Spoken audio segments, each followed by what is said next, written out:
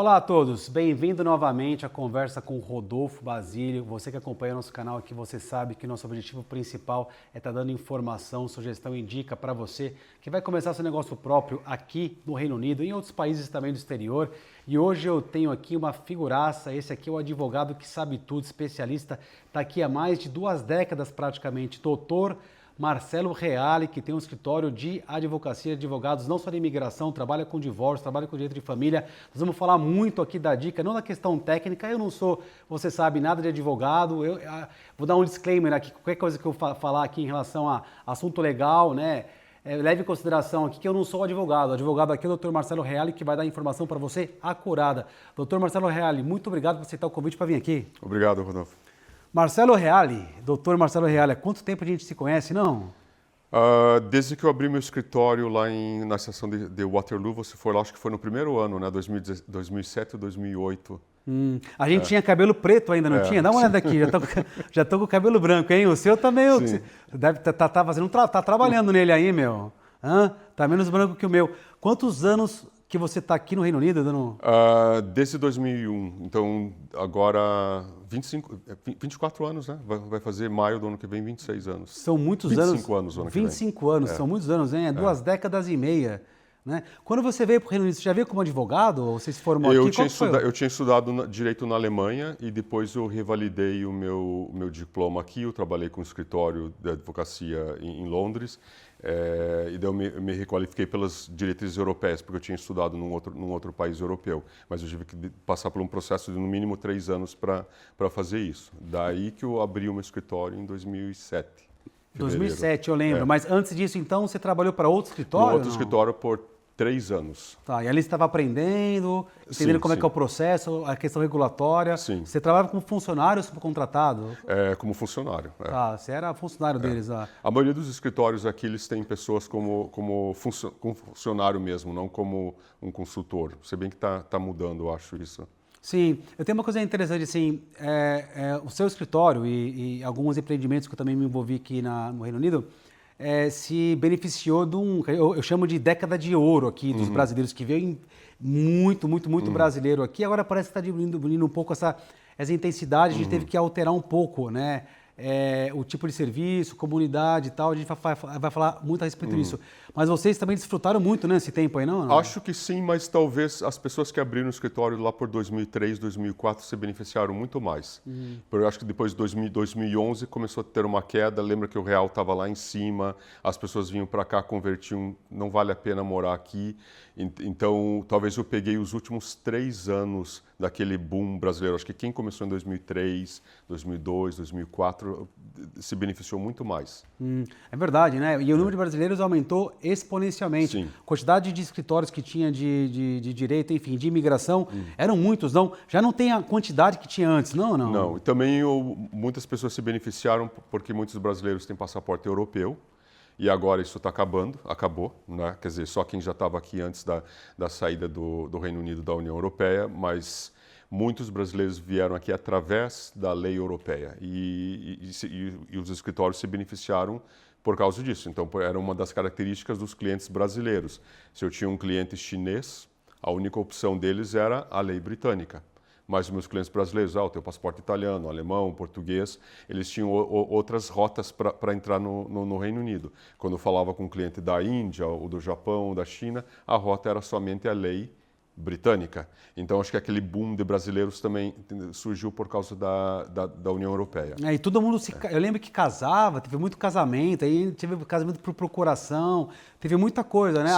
Agora, os brasileiros e barra europeus, está todo mundo na mesma caixa de fósforo, sim, não? Está todo mundo com a mesma situação. Agora, eu tenho essa pergunta com frequência, mas eu vou pegar minha cidadania europeia. Não vai fazer diferença. Então, um brasileiro ou um italiano, um argentino, um canadense, o privilégio é o mesmo. Pode vir aqui como turista, nada mais. Né? É isso aí. E aí tem alguns países, por exemplo, né, os Estados Unidos e tal, por exemplo, eles dão um pouco mais de benefício, por exemplo, para quem é europeu, né? Português, espanhol, tá? Aqui no Reino Unido não tem distinção nenhuma, tá todo mundo igual, não? Teoricamente não. Eu percebo que se você tiver um passaporte alemão e chegar em Londres, ou norueguês, a chance de você ser barrado ou fazer um monte de perguntas para você é bem menor. Eu vejo com frequência pessoas da Bulgária, Romênia, dos países menos desenvolvidos da União Europeia, falando: eu tentei entrar, não me deixaram entrar, porque acharam que eu vou trabalhar aqui. Nem como turista, então? Porque se você for entrar como turista, embora a lei seja igual para um argentino, um brasileiro, um canadense, um americano, um alemão, eles vão entrar como turista. Se o oficial achar que você não é um turista legítimo ou genuíno, eles vão barrar você. Mesmo você nunca tendo entrado aqui, nunca ter tido problema aqui no Reino Unido. Então, a chance de eles barrarem um alemão é bem menor do que barrarem alguém da Romênia. Eles vão comparar o salário. Por que um alemão ou um norueguês, que ganha muito mais, vai querer ficar aqui trabalhar ilegalmente? Sim, né? mas você acha que é justo essa subjetividade? Porque, afinal de contas... Não é justo, mas eu sempre, com frequência, tenho ligações de pessoas da Romênia e da Bulgária que foram barrados no aeroporto, achavam que vinham aqui trabalhar ilegalmente. A lei é idêntica, se você é de Portugal ou da Alemanha. E elas vinham de férias ou não?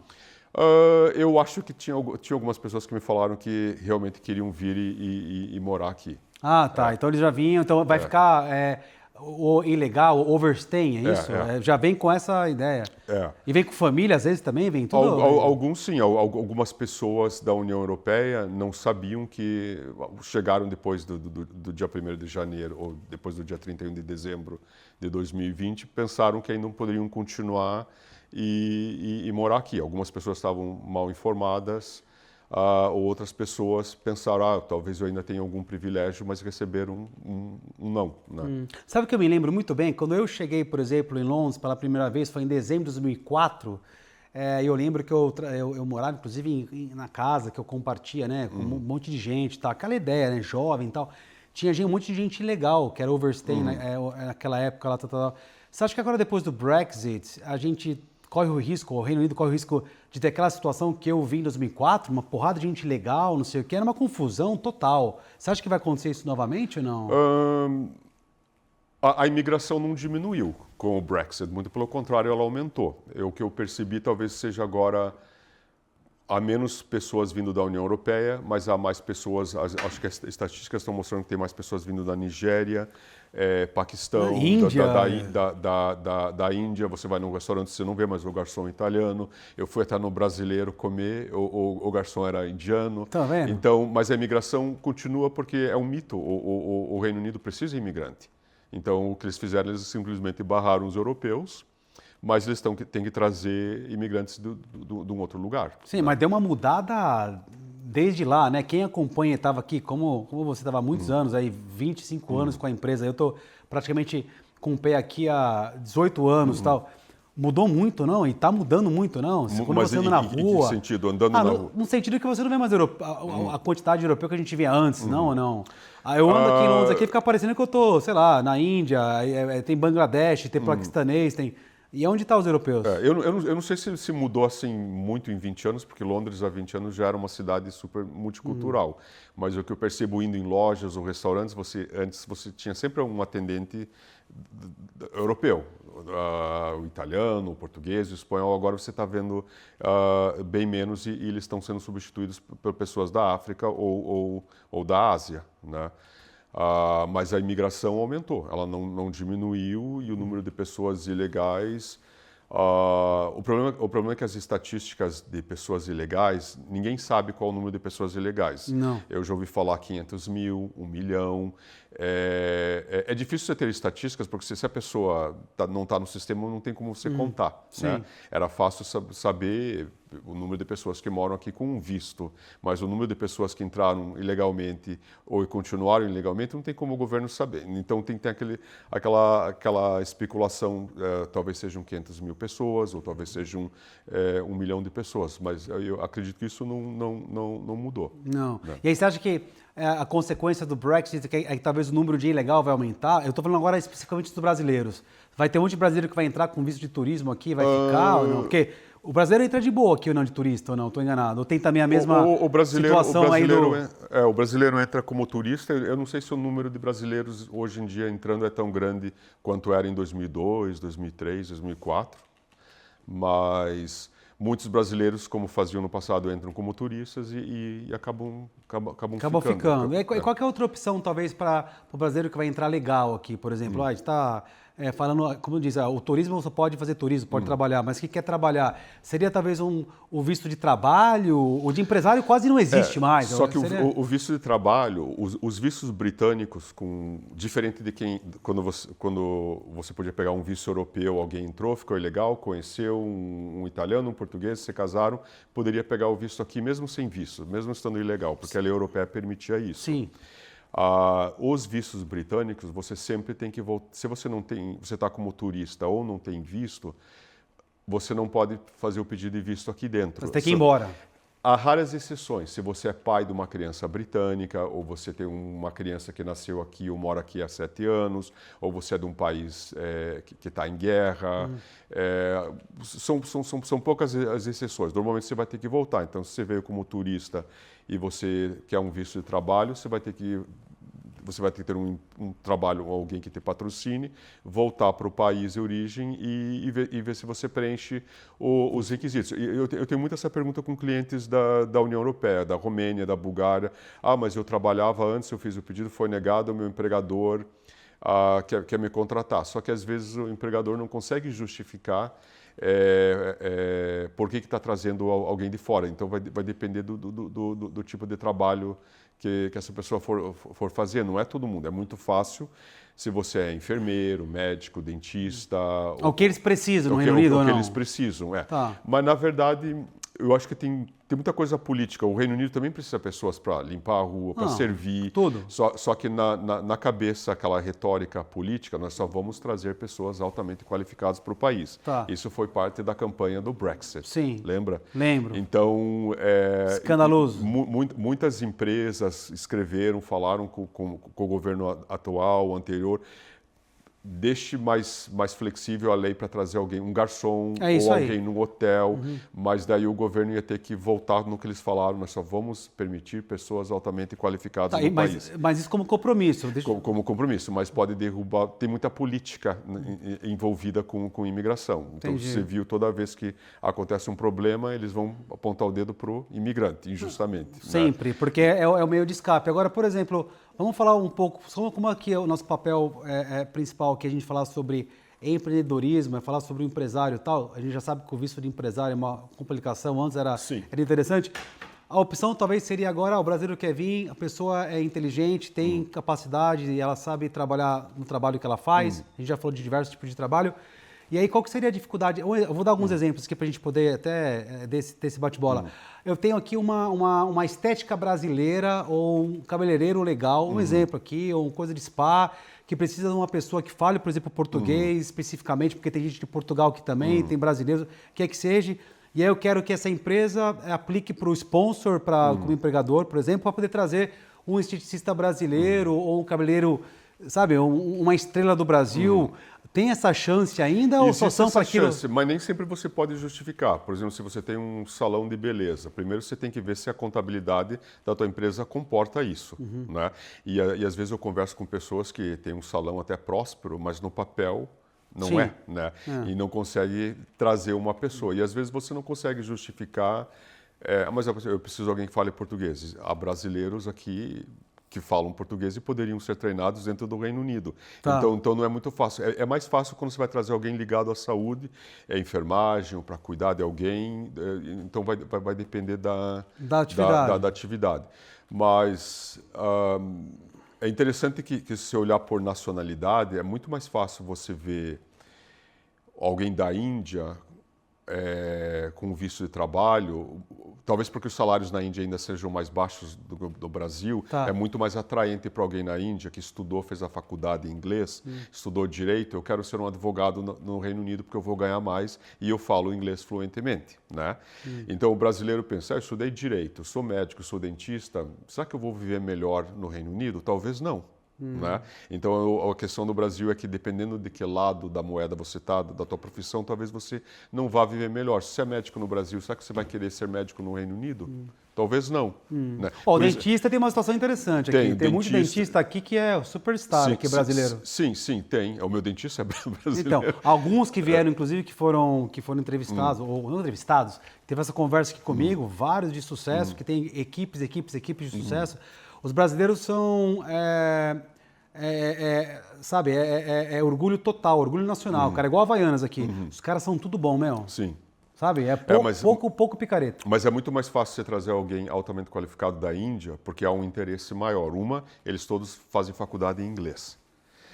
Então, eles têm um nível de inglês para trabalhar. Então, e também o salário como os salários na Índia ainda são bem mais baixos no Brasil, compensa. Talvez um empresário no Brasil, um médico no Brasil, diga, mas eu não vou ganhar muito mais. E vou ter dificuldades com a língua e ter que passar por um processo de revalidação do meu diploma que não vale a pena. Né? Então, vale a pena se você trabalha, talvez, fazendo limpeza no Brasil, você vai ganhar muito mais aqui. Mas talvez o médico não. Então, talvez seja por isso que o número de pessoas altamente qualificadas no Brasil tem menos interesse em vir morar para cá. Sim, eu dei uma olhada nas estatísticas durante alguns anos, não tão atuais, mas como você disse, você vê muita gente de Índia, Paquistão, Bangladesh, enfim, Nigéria, entre outros países, e eles vieram mais, igual você disse, na questão médica, né? Acho que era enfermeiro, acho que era eles fazem a faculdade médico, em inglês. Sim. Então eles já não têm um problema da língua, né? O maior problema, por exemplo, se você vai ser advogado, você tem que ter um nível de inglês superior ao de alguém que nasceu aqui. Sim. Então, é muito difícil alguém que estudou direito no Brasil, em português, chegar a esse nível. Não é fácil. Na Índia, você faz a faculdade em inglês. Isso que eu falei, não, você tem mas você tem um duplo desafio, né? Ou às vezes triplo. Você tem que falar a língua, tem que ser bom profissional ainda, às vezes tem que validar o negócio. Super complicado. E às vezes, para a pessoa que é médico, dentista, advogado no Brasil, pensa, talvez não vale a pena, eu vou ganhar um pouquinho mais, mas o custo de vida é muito mais. Mas se você é da Nigéria, você vê a renda per capita deles, ou a da Índia, ainda vale a pena. Talvez para o brasileiro, não, existe vários brasileiros, contadores, advogados, médicos, advogados, mas é menos atraente do que se você fosse da Índia ou da Nigéria. Sem contar o problema da língua, que alguém na Nigéria, eles também falam inglês, né? Eles fazem a faculdade em inglês. Na Índia eles também falam. E às vezes alguns indianos usam um vocabulário assim muito mais sofisticado do que alguém que nasceu aqui. Né? Sim. Talvez um inglês mais antigo. Então a gente vai chamar aqui, daqui a pouco vai ser England, não? Vai ser... Não sei, mas eu acho que a tendência é British, vai ser English. Quanto a isso, eu não sei. Mas eu acho que os indianos são o número um maior, em termos de imigrantes. Mas lembra, a Índia também está crescendo, está progredindo, crescendo 7% ao ano. Vai chegar um momento que os indianos vão achar o Reino Unido menos atraente também. Sim, mas eles são donos, se eu não me engano, na última pesquisa que saiu, eles são donos os maiores proprietários de terra e terreno na Inglaterra são os indianos. Acho que um dos homens mais ricos da Inglaterra é indiano, não é?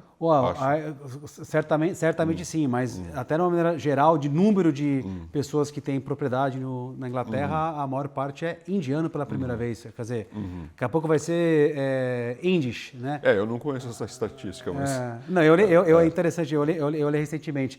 E aí, então, é super complicado. Então, e aí, o que vai acontecer, por exemplo, já que no canal que a gente fala um pouco sobre empreendedorismo, questão de emprego e tal, e o que vai acontecer se daqui a pouco vai faltar courrier, vai faltar cleaner, vai faltar... Porque não é todo inglês que quer fazer esse tipo de trabalho, né? O que vai acontecer? Ou eles vão começar agora vamos fazer um esquema específico para trazer gente de limpeza, catador de fruta, gente courrier. Como é que vai funcionar isso aí?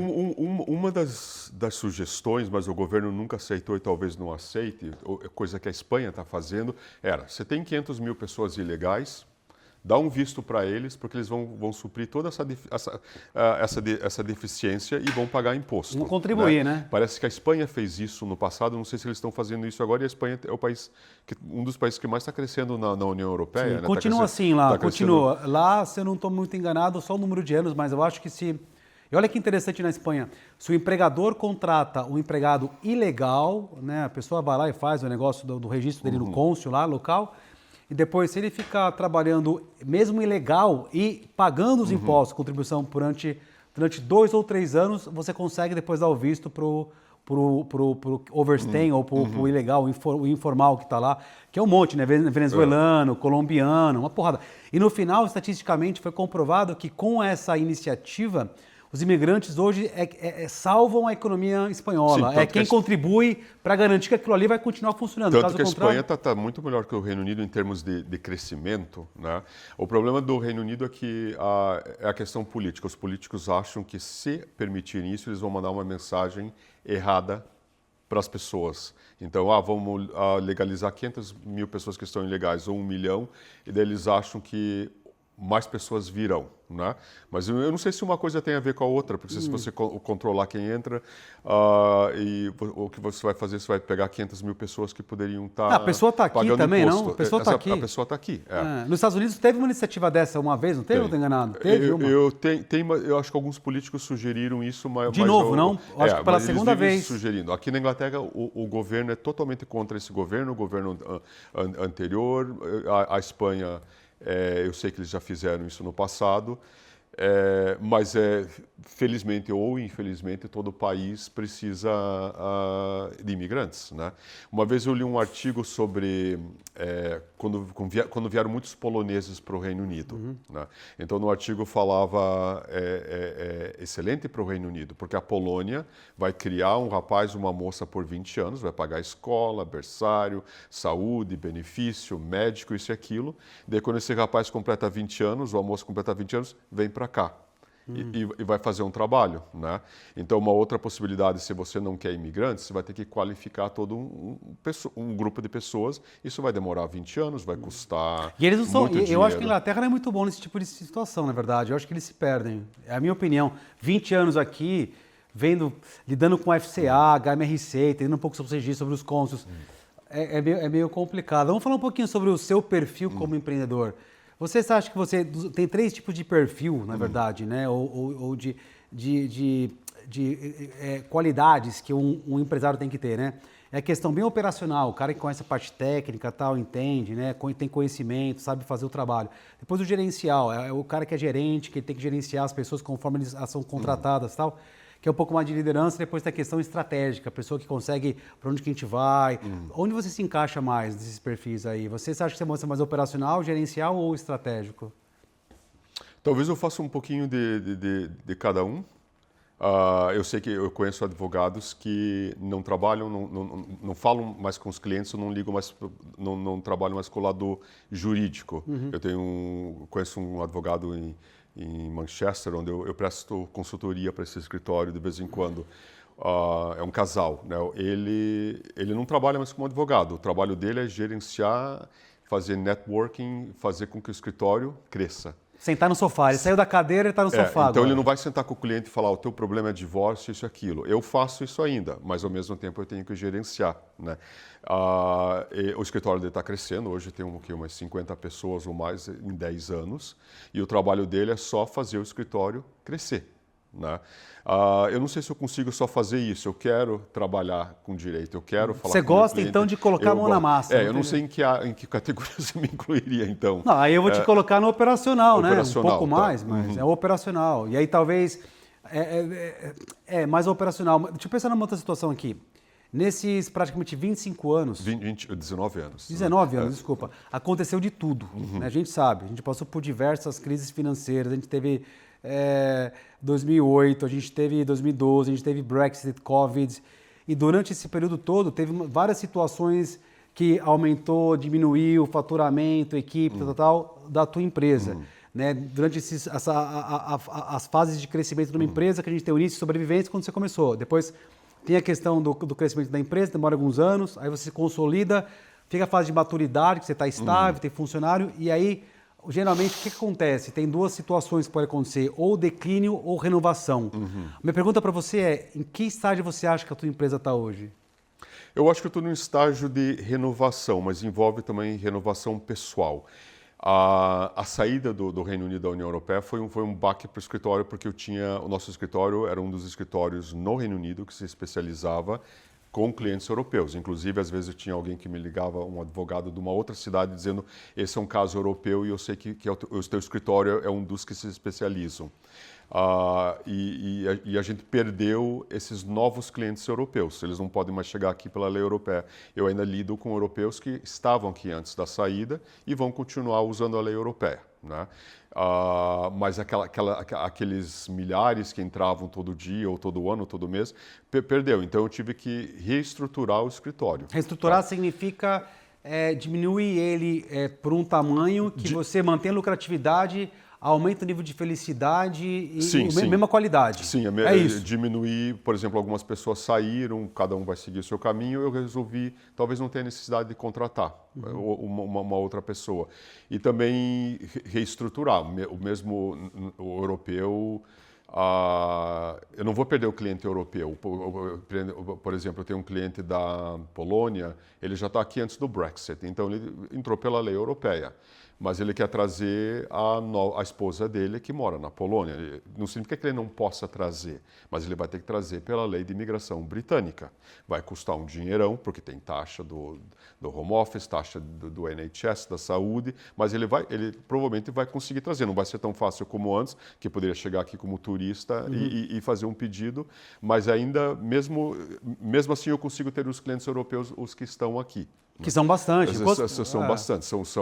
Eu acho que fizeram um pedido, dizem que 5 milhões fizeram pedidos na época. Só que teve pedidos repetidos também. E o problema do Reino Unido que... São 5 milhões, então bastante. Eu diria uns 4, 5 milhões. É que o problema é que nos pedidos... O Reino Unido contou alguns pedidos repetitivos, então é difícil saber se são 3 milhões ou 4, tem pessoas que dizem 3 milhões e meio, uma hora o Home Office falou 5, mas eles contaram os pedidos repetidos das pessoas, né? Sim. Mas no mínimo uns 3 milhões e meio. Bastante. Inclusive tem uma charity, uma fundação que se chama 3 Million. Então eles se basearam... Vai ter que dar um rebranding daqui a pouco para 5 million, 6 million, vai? Então eles ainda continuam trazendo outras pessoas, mas pela lei britânica. Então eu acabei diminuindo o número de funcionários e também porque eu estou numa fase na vida, nos últimos 10 anos, embora o escritório tenha crescido, eu percebi que eu continuava ganhando o mesmo salário e o meu trabalho duplicou, o governo estava feliz, tinha mais funcionários, mas eu não vi ganho pessoal. Tá. Então eu pensei, agora eu quero viver a minha melhor vida, eu quero mais tranquilidade. Na pandemia eu descobri que eu não preciso ir para o escritório. Você tinha um prédio enorme em Covent Garden. Covent Garden, eu fui lá várias vezes. Em 2020... a gente não podia ir para o escritório por causa da pandemia. Então eu percebi, será que eu preciso desse prédio enorme? Tinha um basement lá que dava para fazer uma pista de boliche, se não me engano. Basement, era um prédio enorme. Então, uma sala de fliperama. Enorme. Daí eu percebi, se a gente passou esse ano inteiro trabalhando de casa, porque não pôde por causa da pandemia, o meu contrato no escritório vai vencer, eu vou me mudar para um centro comercial menor e a maioria das pessoas estão trabalhando em casa e eu só vou para o escritório porque eu quero, não porque eu preciso. Então, eu estou numa posição que eu digo, eu vou segunda, quarta e sexta para o escritório, terça e quinta eu fico em casa, mas eu estou contente que se eu quiser ficar um mês fora num outro país, eu posso fazer isso. Então, esse é o meu plano, talvez não seja um plano para o escritório, mas um plano pessoal. Eu quero continuar trabalhando, mas eu quero ter tranquilidade e eu quero ter mobilidade. Eu quero saber que se eu quiser ir para a Espanha, ficar trabalhando lá, eu quero conhecer... Sempre com visto, né? Sempre com visto, né? Eu não preciso de visto para a Espanha, né? Você não pode ficar overstaying lá, né? Sim. Não, eu tenho um passaporte italiano eu também, sei, então eu poderia ficar... brincadeira aqui, é uma broma, como dizem em espanhol. Mas por exemplo, eu quero conhecer o Japão e a China esse ano. Eu não conheço. Então... Aí você vai ter o fuso lá também que vai... Fuso, mas talvez eu faça turismo durante o dia e trabalhe à noite, das 6 à meia-noite, por exemplo. Que legal. É uma coisa... Quer conhecer o mundo, passou a fase. Então, eu acho que o meu plano para o escritório é mais um plano pessoal. Acho que de 2011 até a pandemia eu tive muito estresse, porque o escritório foi crescendo, e como eu sou uma pessoa que controla tudo, quer saber tudo que está acontecendo... Você é super controladora. Eu quero tudo que passa no escritório tem que passar por mim. Eu sei que tem como meu colega lá de Manchester, o trabalho dele é gerenciar, é o parte financeira e fazer com que... Sentar aí no sofá onde você está agora. Sentar no sofá e fazer... Você já está mudando, está sentado aqui no podcast, meu? Já não está fazendo visto, tá? Não, ou você está pensando no visto que você vai ter que fazer aqui? Não, então, não. Tá igual já. Então, eu não consigo ser assim, eu só vou gerenciar e aconteça o que acontecer. Eu tenho que saber o que está acontecendo no escritório. Micromanage, vai? Vamos dizer assim, vai? Você é uma pessoa que gosta de gerenciar, não é isso? Agora, com esse dinheiro aí, tenho certeza que você conseguiu guardar lá, quando você saiu desse prédião lá, e agora você está praticamente trabalhando remoto, né? Majoritariamente, maior parte do tempo, mais remoto.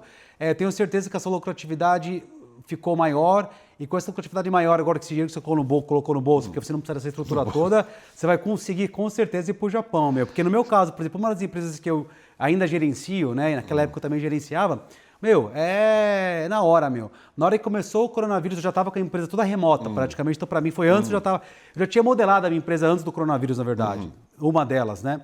E o interessante é que eram três andares, um prédio enorme, cheio de gente, 50, 60 pessoas, não sei o que. E na hora que deu o coronavírus, não deu outra, meu. Eu tinha, 3 meses para resolver, né? 3 meses eu pedi para descer todo mundo dos 3 andares para um só. E no 4º mês eu falei, chega, remoto e vai para um virtual office da vida. No seu caso, você demorou um pouco mais para fazer isso, né? Por que você procrastinou nesse caso, hein? Demorou porque eu tinha um aluguel comercial de 5 anos. É aquele que você tem que reformar, você é responsável por tudo. Talvez no Brasil seja diferente, mas aqui, quando você tem um prédio comercial, você tem que fazer a pintura, isso, aquilo, reformar. Então, de 5 anos eu tinha que fazer isso. Daí eu renovei mais uma vez. Foi na segunda vez que eu renovei que eu pensei, será que não está na hora de eu mudar desse lugar? E daí entrou a pandemia. E o contrato venceu em fevereiro de 2021. Então, daí eu passei 2020 inteiro não indo para o escritório, quase, né? Então, eu me lembro que às vezes eu ia buscar correio no escritório, andava na rua, não tinha ninguém. Só estava você. Só estava eu e eu sabia que o correio chegava, porque às vezes eu recebia mensagem ou sozinho lá. Sozinho lá buscar, voltava para casa e todo mundo trabalhando em casa. Daí eu pensei, eu falei para a proprietária do prédio, vence em fevereiro, eu falei, eu não vou renovar. Né? Não tem mais porquê. Eu passei um ano percebendo que eu não preciso desse escritório. Né? E aí ao entregar, eu vou ter que reformar o prédio inteiro, porque fazia parte do contrato. Então eu me livrei daquele prédio e pensei, um ano me ensinou algo que eu já talvez deveria ter feito há muito tempo. Os advogados são muito conservadores. No Reino Unido, os advogados e as cortes começaram a usar o sistema online bem depois do Brasil. Eu percebo, no Brasil você poderia ver um processo online há muito tempo. Sim. O Reino Unido começou bem mais tarde. Tinha uma época, quando eu comecei, era tudo papel, fotocopiar, pasta física. Mandar pelo correio, registrado, esperava, então, responder. Eu acho que a profissão do advogado era muito conservadora e chegou um momento que alguns escritórios de advocacia queriam mudar e se tornar paperless ou não usar mais papel. Né? Sabe o que eu aprendi, assim, na prática, nesses anos todos? Assim, a gente diz que o empresário, né, ele é um gerenciador de risco. Né? E quanto mais risco ele gerencia bem e menos ele, de uma certa forma, ele erra menos porque ele gerencia melhor o risco, ele corre menos risco e a probabilidade de dar certo é maior. Mas eu tinha, nesses 20 anos, em uma das empresas de serviço que eu fundei, eu tinha mudado, acho que, de escritório, acho que umas 3 ou 4 vezes em função do crescimento. Então, desde que começa em casa até chegar nesse prédio inteiro aí. Mas nesse caminho eu tive algumas situações, por exemplo, no qual eu tinha um contrato vamos chamar de sublease e tal, tudo mais, tudo bonitinho, legal. E eu entrei, reformei, fiz aquele escritório lindo, enorme, não sei o que, tal. E ali depois uns 5, 6 meses, né, eu fui informado de que o landlord tinha uma cláusula no contrato de lease, dizendo que é um contrato que um parágrafo está em todos os leases. Eu sempre falo aqui, diz que se o landlord tomar a decisão que o comercial vai virar residencial, quebra o lease automaticamente. E tá lá, desse tamanhozinho, assim, né? Tem um monte de gente que deve ter contrato de lease aqui, que está assistindo, inclusive, aqui o podcast, tá falando assim, agora vamos dar uma olhadinha lá para ver se está lá ou não, antes de reformar. E aconteceu com isso comigo. Eu tomei um susto, eu aprendi, tomei um prejuízo enorme e aí eu aprendi. E aí quando eu fui para o próximo escritório, que é esse prédio enorme, eu corri o risco de eu ter um contrato que ele era anual, com breaking clause amanhã, se eu quiser, e dos dois lados, correndo risco, tudo bem, porque ele também podia ter me tirado, mas não me tirou.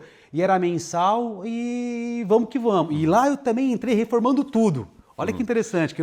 E aí, quando entrou o coronavírus, eu acertei na mosca. Um dia depois eu desci, entendeu? Sabe o que eu aprendi, Rodolfo? Eu não faço nada mais que dura um ano. Eu tinha uma fotocopiadora de 5 anos. Eu tinha... No prédio comercial não preciso da fotocopiadora, tem um monte de coisa lá. O lease era de 5 anos, eu renovei por mais 5 anos. Então, eu não faço nada mais que dure 12 meses. O medo que eu tinha no escritório e que eu tive durante a pandemia era... Se acontecesse alguma coisa, dos primeiros 3 meses do lockdown, ninguém ligava para o escritório. Então foi, acho que março, final de março, os primeiros 3 meses, o movimento abaixou assim, eu falei, eu tenho que pagar todo esse aluguel até fevereiro do ano que vem. Sim. Então meu medo era não conseguir ter clientes suficientes e ter que declarar falência, que para um advogado... Se você se declarar falência, talvez a ordem dos advogados nem permita mais que você abra um outro escritório. Tem isso também, né? não? Tem várias profissões. Tem várias profissões. Então eu pensei, o que eu vou fazer? Se eu perder meu escritório, eu vou perder meu apartamento, vou perder minha casa. Isso é uma justiça total, hein? Eu vou perder tudo. E isso é uma justiça total, né? É uma injustiça, mas aquele peso estava na minha cabeça. Não, imagino. Né? Então agora eu estou num prédio comercial no que é o aluguel mais barato. Se acontecer alguma coisa, uma pandemia, uma catástrofe, eu consigo me desfazer daquele prédio rapidamente, eu não preciso reformar, né? Então é tudo parte do negócio. Tem gente, tem cafezinho, tem até cerveja. Se cair um meteoro lá no meio, não vai ter que reformar nada, hein? No outro prédio deu um problema no banheiro, o alarme tocou 1 da manhã, a agência me ligava, o alarme tocou, você tem que ver se é real ou é um alarme falso, né? Eu não preciso me preocupar com nada. E como o meu contrato é de 12 meses e não é um aluguel tão caro, não iria me colocar numa situação difícil se tivesse uma nova pandemia ou uma catástrofe. Mas então, se viver com aquele peso de ter um contrato de 5 anos que você não pode quebrar. Você já não tem? Eu não tenho mais. Então, imagina, você está pagando um aluguel super caro, tem uma pandemia, a tua renda diminuiu, a única coisa para se livrar daquele prédio é declarar falência. E para mim seria terrível. Talvez eu não conseguisse abrir um outro escritório. Talvez a Ordem dos Advogados não permitisse isso. Esse medo eu não tenho mais. Então me dá uma tranquilidade, eu durmo bem, eu não preciso mais me preocupar com isso. Eu te entendo. Agora, uma das coisas que eu tenho aqui, talvez, de estar passando aqui pela minha cabeça, te escutando, é que o que também chamou a atenção é que saiu do prédio grande, foi agora para esse outro lugar menor. Você quer morar no Japão, mas para isso você vai ter que estar 100%... Morar não, né? Visitar, tá certo. Mas, enfim, o interessante que eu acho é que você vai ter que uma hora estar 100% remoto, não? Por que você não está 100% remoto, então? Só para entender. Porque hoje as pessoas querem ser atendidas uma opção. Também. A única preocupação 100% remoto, eu preciso do endereço comercial. Mas pode ser mas isso uma tem portinha, agência, não? Sim, você podia ser uma portinha ou tem empresas que alugam o endereço comercial também. Seria uma possibilidade. Talvez daqui 5 anos eu diga para você, eu estou completamente remoto e tenho um endereço comercial. Eu não posso ter o endereço dentro da minha casa, porque eu não sei se é uma injustiça contra advogados. De novo? Em relação à ordem dos advogados. Como advogado, você pode trabalhar como autônomo, ou um advogado que tem uma empresa. Se você tem uma área que é imigração, você não pode trabalhar como autônomo. Você tem que ter uma empresa. Você tem que ter algo registrado na Companies House. Você não pode falar. Agora, se eu fosse só fazer direito trabalhista ou direito de família, eu podia dizer, eu vou virar advogado autônomo, eu vou trabalhar na minha casa e vou dar consulta por Zoom. Mas por eu lidar com a área de imigração, eu não posso. A ordem dos advogados não permite. Mas eu tenho que ter um espaço, eu tenho que ter um endereço comercial. Sim. E eu acho que tem empresas que alugam endereço para correio, para tudo. Então, é uma coisa que talvez daqui 5 anos você me pergunte e eu digo, eu estou fazendo isso agora. Tá, né?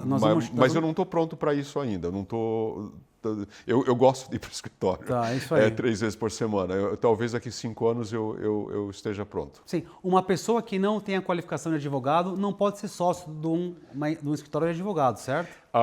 Agora pode. Ou tem uma... Teve mudanças há alguns anos. Tem uma estrutura mista, né, que eles aceitam, sim, não é isso que você pode... uma estrutura mista, mas você tem que seguir as regras da... É o que eles chamam de escritório do Tesco, do Sainsbury's, alguma coisa assim, né? Eu esqueci o nome da estrutura, pode falar a verdade. Não vem na minha cabeça. Alguma coisa mais alternative.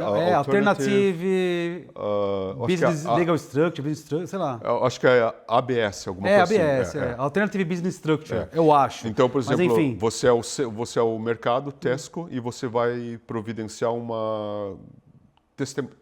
vai vender testamentos, algo assim. Né? E aí você não pode, por exemplo, transferir a empresa para o sócio que não é advogado, se a empresa vai com dificuldade e quebrar a empresa para você não perder o seu certificado, meu? Não, porque a empresa, todo ano, até o dia 31 de outubro, você tem que renovar o certificado da empresa e eu tenho que renovar o meu certificado.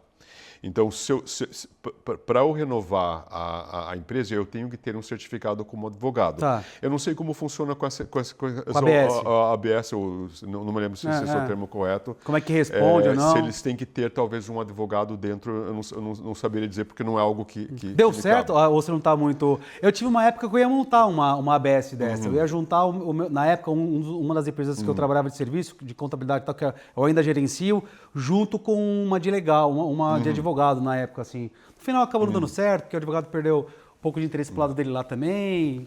Quer saber? Também acho que ali eu venci também, eu ganhei de não ter feito isso, mas eu explorei essa nova estrutura. Foi mais ou menos em 2000 Eu não sei como essa nova estrutura... 14 ou 15, não? Mais ou menos? Talvez. Eu não sei como funciona porque não é algo que eu preciso. Eu entro como advogado e abro um escritório de advocacia. O problema é a ordem dos advogados tem muitas restrições. Muita, então, não? Não pode fazer marketing, não pode fazer isso, não é isso, não? Tem um monte de coisa. Eu posso anunciar, eu não posso fazer leafleting, eu não posso entregar folhetos, por exemplo. Você não pode meio que vender seu serviço diretamente, não é isso? O que eles chamam de unsolicited approach. Eu não posso ligar para você e falar, um cliente me falou, mas a lei mudou. Também, às vezes, isso me protege. Alguém com quem eu não falava há mais de 10 anos, a lei mudou porque você não me falou. Eu falei, a Ordem dos Advogados, no momento que eu fechei a tua pasta, que foi há 10 anos, não permite que eu contate você. Tá? Então, que é isso mesmo? Que de uma certa forma me protege, porque daí eu disse, a lei mudou, eu não posso, você tem que decidir. Não sei, você pode estar morto, pode estar com outro advogado, pode estar num outro país, você não sabe. Mas a Ordem dos Advogados não permite que você contate pessoas. Não é uma justiça total isso aí, meu? Em 2025 a gente ainda tem uma regra que você não pode ou não. Mas parece que no Brasil, por exemplo, o advogado não pode fazer anúncio, não é? Ou um advogado, eu não sei se mudou, mas eu sei que o advogado no Brasil não podia anunciar no jornal ou na televisão. Acho que ainda assim no Brasil. Mas agora com a social media e tal, não muda isso? Quando você vende o seu serviço diretamente na social media, Facebook, Instagram, o que seja, YouTube, e aí você não está vendendo diretamente o serviço e você está dando conselho, isso aí você pode? É unsolicited? Ou é solicited? Isso aí a Ordem dos Advogados permite que eu faça anúncios. Tá? Então, por exemplo, se eu tiver um canal e falar sobre direito, eu não estou chamando você diretamente. Então, eu não estou ligando para o Rodolfo, para o teu número, falando você quer ser meu cliente. Eu estou fazendo um anúncio, na verdade. Anúncio a Ordem dos Advogados permite. O que ela não permite é que eu veja um número no telefone, eu vou ligar para essa pessoa e oferecer o meu serviço. Isso não é permitido. Você faz um negócio assim, sabe? Eu estou vendo uma ideia aqui. Você faz o seu vídeo lá para dar informação sobre imigração, as outras áreas que você trabalha, e no final do vídeo você faz assim, ó. Não é? Isso aí que é solícito ou não? Isso aí? Esse gesto. Isso é permitido, porque eu estou fazendo um anúncio, eu não tô contatando alguém diretamente. Pega um telefone e faz. Isso não fala nada. Ou eu não posso ir na rua falar que é o que eles chamam de leafleting. Sim. Eu não posso pegar um folheto e entregar. Isso não é permitido. Você não pode meio que puxar, né? É isso aí. Ou ir numa esquina e ficar, aqui é o meu cartão, ficar entregando. Isso não...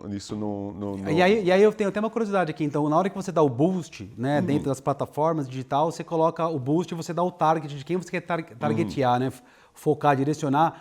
aumentar aquela visibilidade. Será que isso aí também é solicited ou é unsolicited? Tem tudo isso aí também, né? Ou não tem nada disso aí, não chegou esse tipo de coisa técnica? Acho que não, desde que você não contate, você não esteja na rua dando folhetos ou não contate alguém, pegue o número daquela pessoa e ligue, daí não é visto como unsolicited. Eu acho que é visto como um comercial. Comercial é permitido. Claro. Então, se eu faço um anúncio na televisão, eu não estou ligando para você diretamente. Você está vendo o meu anúncio e você vai decidir se você vai ligar para mim, né? Mas a Ordem dos Advogados tem um monte de regras, inclusive questão da conta do cliente, o que não pode mexer no dinheiro. Então, os advogados, eles não têm medo do rei Chamarci, do nosso leão, né? Sim. Mas eles têm medo da Ordem dos Advogados. Nossa, olha que coisa.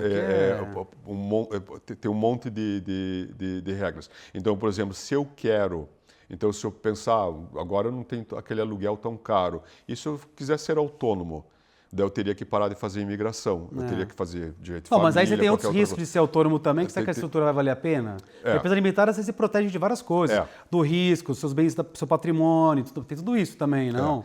Mas o problema, como eu falei da falência, na pandemia, se tivesse acontecido isso, e daí eu vou abrir um novo escritório, talvez os advogados falaram, você faliu durante a pandemia, tudo bem, mas pelo menos você dar um novo registro. Ótimo, mas pelo menos você não ia perder o seu patrimônio, né? Porque se você é autônomo e quebra, você perde seu patrimônio. Se tiver seu patrimônio é diferente do que está na empresa ali. Cada um tem a sua entidade por conta própria. Aí se quebrar a empresa, quebrou a empresa. Eu sei que tem essa...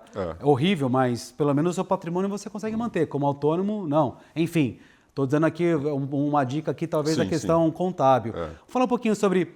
Eu adoro falar sobre foco versus diversificação.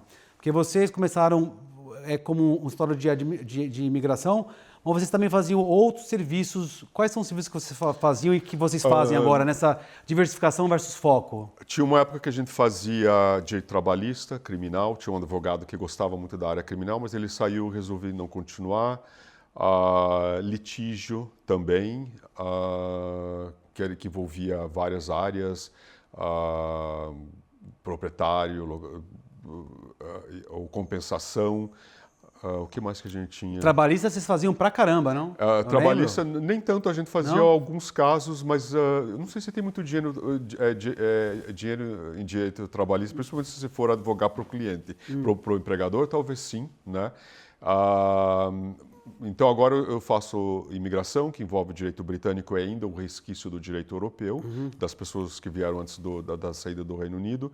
E divórcio, há uma pequena diversificação, como adoção ou algo assim, o padrasto quer adotar o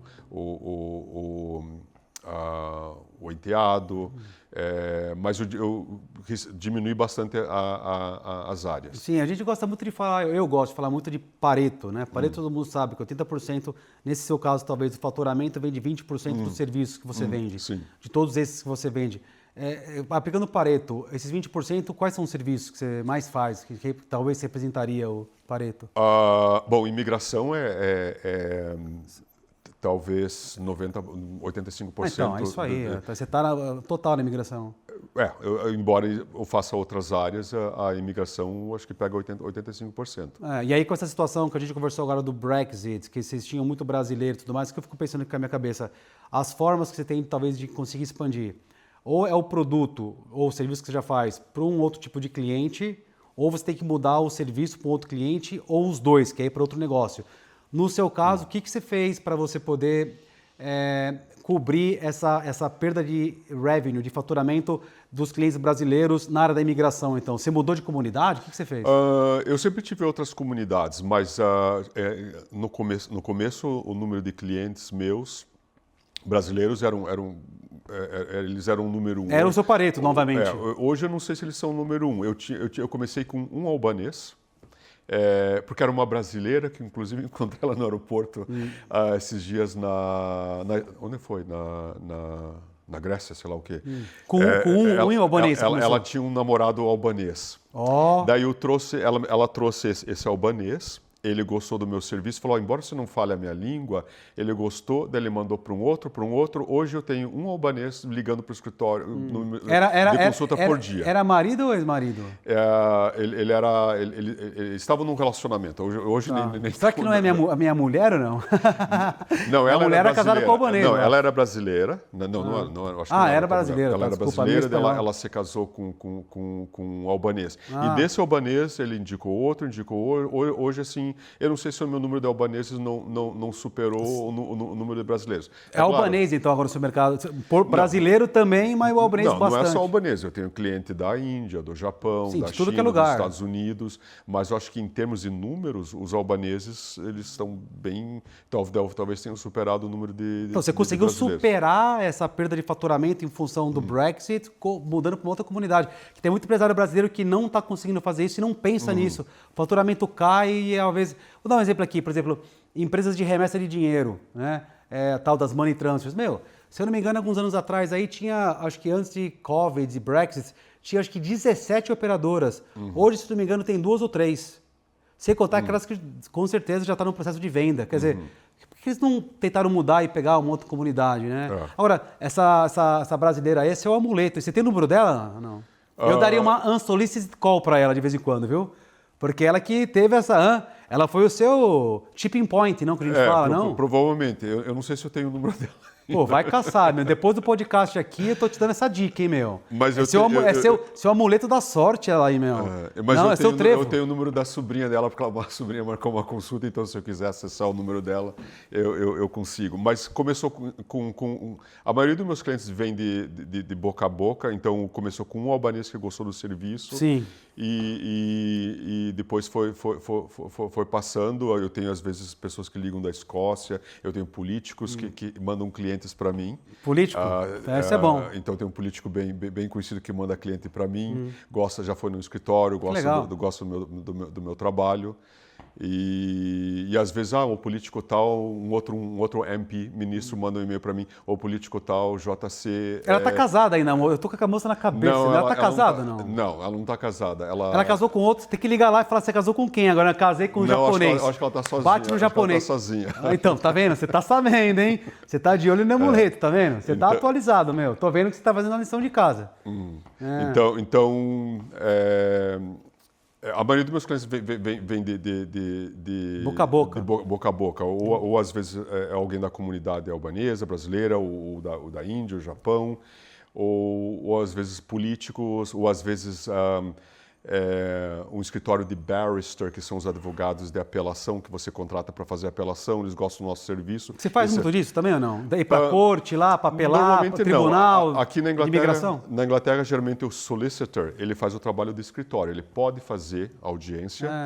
É que aqui a profissão de advogado ela é dividida em 2 partes. Tá. Você escolhe ser solicitor ou você escolhe ser um barrister. Então o barrister, o treinamento dele é só fazer audiência. É os caras de peruca. Depende da corte. No tribunal de imigração, normalmente no tribunal de imigração não tem peruca. Aí não tem graça, meu. Então eu posso fazer uma audiência. Eu já fiz audiências, mas eu prefiro contratar alguém cujo treinamento é só fazer audiência. Então você não liga diretamente para ele. Você fala comigo, você tem um caso, eu preparo a pasta e daí no dia da audiência eu falo, advogado, barrister tal, vai representar você no dia. Tá. Então é alguém que teve só um treino específico para isso. E muitos desses escritórios, às vezes alguém liga por acidente lá, eu preciso de um advogado. Nós não somos solicitors, nós somos barristers, liga para o Marcelo Reale. Então eu sempre recebo o elogio deles dizendo das pastas que vêm dos solicitors, as de vocês são as melhores, em termos de documentos, da parte legal, das representações legais. O jeito de ser sistemático e micromanager, com certeza. Alguém me chamou de control freak. Control freak? Chegou a esse ponto? É control freak ou não? Não, mas eu preciso ver tudo o que acontece no meu escritório. Mas te gera ansiedade? Isso aí ou não? Esse control não freak mais, ou não? mas por isso que agora eu estou mudando a minha vida. Eu quero mais calma, eu quero um escritório menor, eu quero viver melhor, mas é que eu falei, um dia até eu dei uma bronca na minha assistente, eu falei, você viu esse pequeno detalhe, você pode destruir a vida de alguém. É mesmo? Né? E eu falei, ainda bem que eu olhei e eu parei isso. Né? Já pensou essa mulher perder o visto dela, ter que ir embora para Nepal, sei lá para onde, tem a casa, tem família, você já viu que às vezes não prestar É um atenção? clique, não, porque é uma informação errada da aplicação, perdeu o visto. Um detalhezinho que você não percebeu, não percebeu, você pode destruir a vida de uma pessoa. Então, Olha a responsabilidade. todas as representações, eu quero ver o que acontece nos escritórios. Pode me chamar de controlador, mas porque eu me preocupo com meus clientes. Cada vez fica menor, né? Quando eu comecei, como empregado, eu tinha só clientes de asilo no começo. Então, eu tinha pessoas da China pedindo asilo, do Kosovo na época. Difícil, ou hein? do Dor de Iraque. cabeça também não? Eu acordava, às vezes, no meio da noite, 3 da manhã, pensando como que eu vou salvar essa pessoa que foi vítima de tortura e fazia anotações, voltava a dormir. Agora, não. Agora eu estou muito mais tranquilo. Você tem como a gente fala, você tem terapeuta, não? Porque uma vez eu vim aqui entrevistar uma moça, eu falei já mais de uma vez, eu não sei se ela vai ficar brava comigo, não, mas vou falar. Mas eu já perguntei, que quando ela tem alguns momentos de ansiedade, ela ligava para uma terapeuta que só lidava com os casos dela. Você tem essas coisas também para controlar o time freak aí? Chega a esse ponto ou não? Não. Mas eu já tive... Chegou uma época, acho que foi 2018, 2019, eu tive muita ansiedade, mas melhorou bastante, porque eu tenho que controlar o trabalho de menos pessoas, agora eu não preciso ir para o escritório todo dia, eu não tenho mais aquele peso do escritório grande em cima de mim. E se acontecer alguma coisa, eu tenho um contrato de 5 anos, o que eu vou fazer? Então, eu tenho menos preocupações, eu tenho menos peso em cima de mim agora. Então... Mas teve uma época assim, talvez 2018... Aconteceu isso aí, não, porque tem muito empresário que começa e é complicado. Ele tem que aprender muito bem a gerenciar essa pressão externa, porque não tem como a gente ter uma empresa crescendo ou não. A pressão é comum, né, para poder gerenciar a empresa. Eu acho que o importante é o empresário conseguir gerenciar o estresse dele, a ansiedade dele, é o ponto que não tem esse tipo de problema. Mas sabe o que eu faço agora? Se eu estou na cama e me dá eu fico pensando, eu penso, há 10 anos você pensou exatamente isso, aconteceu alguma coisa? Não. Há 9 anos você pensou exatamente... Você fica se lembrando? Não, eu lembro que essa ansiedade é inútil. Eu me lembro que eu tive em 2011, 12 preocupações de não conseguir cumprir um prazo ou não conseguir algo para um cliente. Você lembra que aquela mesma situação já passou, então... Já passou e nada aconteceu. Isso aí é ótimo, Deu não? Assim, eu nunca perdi um prazo, nunca perdi isso, nunca falei com o meu cliente. Então, é só voltar todo ano, eu penso isso, 10, 15 anos depois, nunca aconteceu nada. Por que iria acontecer agora? É uma maneira de me acalmar. Claro, então... eu entendo completamente. Desde que eu te conheci, desde a primeira vez, você sempre teve essa fama de se preocupar com o cliente mesmo. Eu tenho isso mesmo de recordação do teu trabalho. Porque tem muita gente que às vezes faz o trabalho e não tem esse mesmo tipo de carinho, de preocupação. A mão do visto deu, não deu. E no seu caso você sempre carregou com você essa fama. Eu não consigo não me preocupar com o cliente. Eu não sei se... Eu acho que todo advogado deveria ser assim, né? Mas eu acho que não é, viu? Tem uns advogados aí que eu vou te falar, vixe, madre minha. Tem pessoas que não são advogados também, tem muito trambiqueiro no mercado. Tem pessoas o que é um trambiqueiro no mercado? Tem pessoas que têm por exemplo, se você for lidar com imigração, você pode fazer um registro com um órgão que regulamenta consultores. Não são advogados, tem nível 1, 2 e 3. E tem algumas pessoas que têm o nível 1, que é um nível bem básico, e acabam fazendo coisas de nível 2, nível 3. Prometem, ou às vezes pessoas que nem sequer são advogados. E ultrapassa o limite dos boundaries do que é legal, ilegal e sai fazendo. Ou tem pessoas que nem sequer são advogados, dizem que são advogados e prometem isso e aquilo, pegam dinheiro e depois desaparecem. Então, como é que a pessoa sabe se é advogado ou não advogado, registrado ou não registrado? Qual que é o nome do imigração? Antes era o ISC, mas mudou, eles mudaram para... É uma outra, agora é um outro... É o mesmo órgão, mas eles mudaram para... tem outra coisa. OAS, eu acho agora. Mas para advogado é o SRA, a Ordem dos Advogados. Sim, então, se quer procurar um advogado, você entra no site deles, coloca SRA, o nome, coloca lá para ver você vai ver. Mas se você é um consultor ou um despachante, eu acho que chama no Brasil, né? Sim. Daí você tem que ver com esse órgão. É que tem algumas pessoas que não... Imagina, por exemplo, eu falei com uma pessoa que foi vítima, ela não fala inglês. Alguém se fez passar de advogado.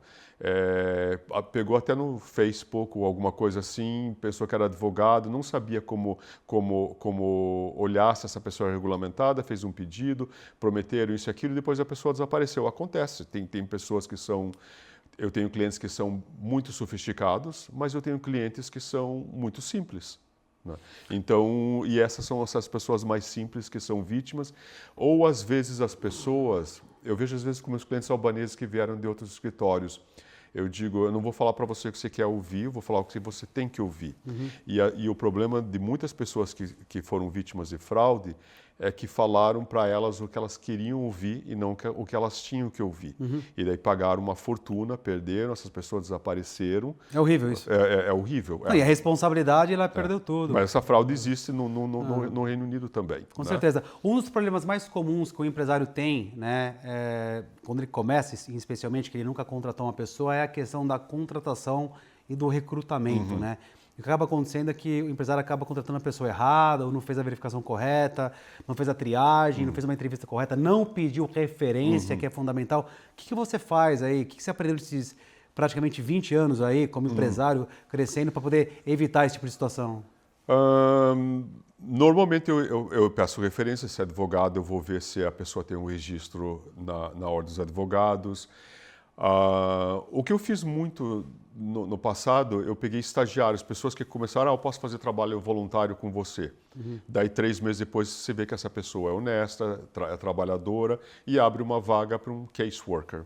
Então, por que melhor do que essa pessoa que já está trabalhando comigo como voluntariado, né, para ser treinada? Mas se eu preciso de alguém com experiência, eu vou ver se ela tem um registro na Ordem dos Advogados, ou vou pedir referência de 2 empregadores, mas pode acontecer, às vezes, contratar a pessoa errada. Pode acontecer. Pode. Eu acho que ninguém é imune a isso. Não, né? nem me diga. E o pior é que, às vezes, quando você contrata a pessoa boa no começo, a tal da vassoura nova varre bem, depois, depois você contratar em uns anos, você vai ver péssima. A pessoa baixa a máscara, né? Porque as pessoas têm uma máscara, né? E talvez aí agora a lei trabalhista no Reino Unido, em caso de unfair dismissal, você demitir alguém sem motivo nenhum, você pode contratar alguém, você tem 2 anos, né? Então eu posso dizer, não quero mais você. Não gostei. A não ser que eu não esteja discriminando, eu posso dizer, eu não quero mais você, mas ter um projeto para mudar isso para um período de 6 meses. Isso pode talvez colocar, é bom para o empregado, mas talvez para o empregador nem tanto, mas acho que em 6 meses você consegue descobrir. Eu acho que em 6 meses dá para saber se a pessoa é boa ou não. Né? O que eu aprendi aqui, nesse caso aqui do Reino Unido, por exemplo, é que, comparando, por exemplo, com outros mercados, no caso do Brasil, lá eu também tenho uma empresa no Brasil que já não emprega tanta gente como aqui, porque lá a maior parte do pessoal é subcontratado, porque a atividade principalmente com gente subcontratada, não contratada. Mas aqui no Reino Unido, a quantidade de pau, de processo trabalhista e tal, no meu caso, e outros que eu vejo, já passou o quê? 15 mil empresários na minha mão, de uma forma ou de outra, e que eu conheço. São poucos pau que dá processo trabalhista e tal. No Reino Unido, comparado com o Brasil. Mas lá no Brasil é uma loucura, não? Mas sabe por quê? Por que isso aí? Porque aqui quase não acontece. Porque o dinheiro é pouco. Lembra que eu falei para você que advogar pro empregado não dá dinheiro, porque o dinheiro é pouco. Primeiro você tem que pagar uma taxa. Então, eu não sei quanto a taxa está, mas digamos que esteja 500 libras, 700 libras. E você vai ver, a não ser que haja discriminação ou a pessoa tenha trabalhado lá há muito tempo, você vai gastar 3 mil com advogado para receber 2 mil. Não vale a pena. Né? Então, as pessoas pensam, será que eu vou... por causa de 2 semanas que não me pagaram, será que vale a pena? Eu não vou receber uma referência. No Reino Unido, o empregador pode dar referência negativa. No Brasil, acho que não pode. Ah, tá. Né? Então aqui, se a pessoa fizer uma burrada, para evitar a palavra C, o empregador não passa referência e no Brasil eu não sou obrigado a dar referência. Eu posso dizer eu não vou dar referência. Porque no Brasil é só porrada e tudo por acordo, meu. Agora é uma febre, já era. Depende de como é que está a situação lá também, cada vez mais essa febre, essa epidemia aí, essa pandemia que tem lá, cada vez aumenta mais. E agora está assim no Brasil. Só tem porrada. Isso é legal para poder empreender aqui no Reino Unido, não é? A gente não tem muita dor de cabeça, meu. É a minha opinião. Talvez agora mudar de 2 anos para 6, mas eu acho que 6 meses dá para descobrir se o teu funcionário é bom ou não. O fato de você não é obrigado a dar referência e no Brasil você não pode dar referência negativa. Aqui você pode, desde que ela seja justa, você não esteja agindo por maldade, inventando alguma coisa, mas se eu falar, eu demiti o funcionário porque ele dormiu na mesa, bebeu, isso é verdade, bebeu e bateu no outro. Nada me acontece. Eu acho que no Brasil acho que isso não pode, né? Então as pessoas pensam, será que vale a pena entrar com um processo trabalhista aqui, pagar 500, 700 libras de taxa, não sei como está agora, e para receber 2 semanas de compensação, e daí ele não vai mais me dar referência, não sei se vale a pena, e a pessoa está aqui também, ela está na situação migratória dela, ela é imigrante. Ela fala, para que fazer isso? Porque se não me dá referência, eu não consigo o próximo trabalho. Porque aqui na Inglaterra é super comum pedir referência para empregador, né ou não? Eu não sei, Ainda eu não sei não? no Brasil, mas aqui a prática é pedir a carta da referência. 2 referências. Duas? Aqui a prática é pedir 2 referências. Eu só não pedi 2 quando alguém veio como estagiário, fazer trabalho voluntário, daí eu gostei, daí você vê já 3 meses depois como a pessoa está trabalhando, daí eu peço uma referência. Tá, você faz muita contratação no Brasil, a gente presta consultoria para empresas no Reino Unido, outros lugares, Estados Unidos e Reino Unido, por exemplo. Muita empresa terceiriza como subcontratado no Brasil, né? Em função também do câmbio, tá? E no final, aquele subcontratado, por exemplo, no Brasil acaba ganhando até mais do que a expectativa do mercado, quando a gente leva em consideração o câmbio tal, e tudo mais. Você também faz subcontratar lá ou não? Ou é uma coisa que não passa pela cabeça?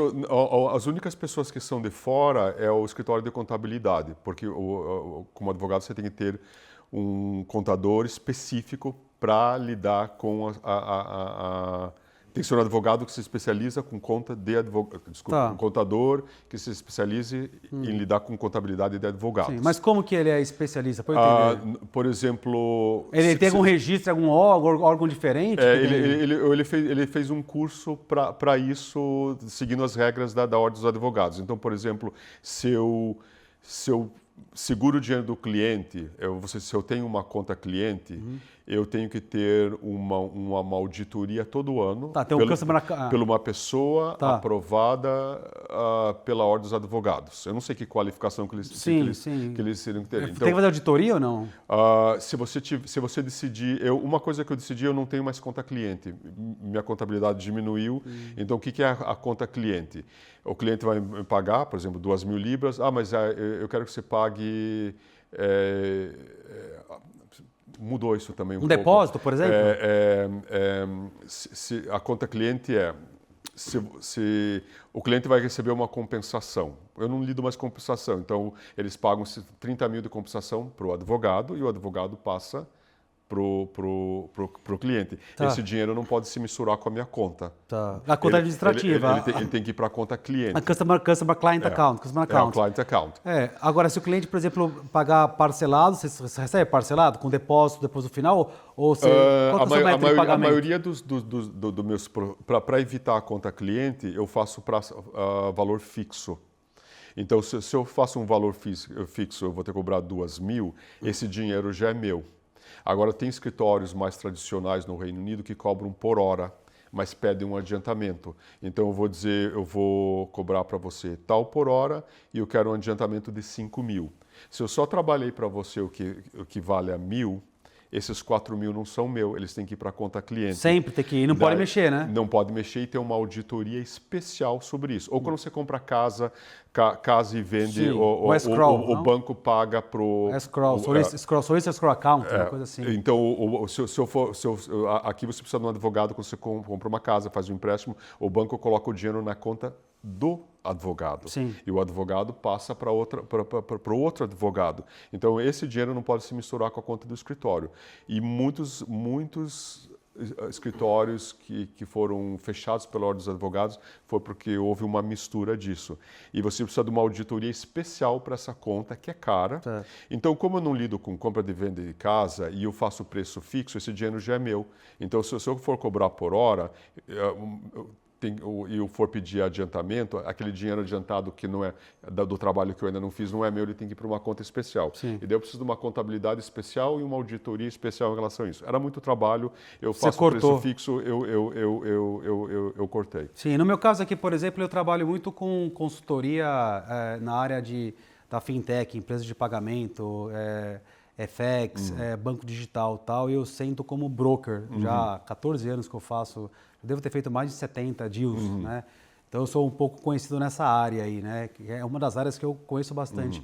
E nessas negociações de compra e venda, obviamente, tem 2 advogados, um representa o comprador, outro o vendedor, e o dinheiro do comprador vai para o advogado, do comprador, que passa para o advogado do vendedor, que é o tal do escrow account, né? E isso é importantíssimo, porque no final acaba protegendo ambas as partes, né? Porque tem muita gente que quer fazer negócio de compra e venda de qualquer coisa e acha que vai pagar direto para o outro lado e dá bobagem isso aí, não? Então, no caso de compensação, por exemplo, advogados que lidam com compensação, o dinheiro da compensação cai na conta do advogado, conta cliente, mas ele não pode encostar naquela conta.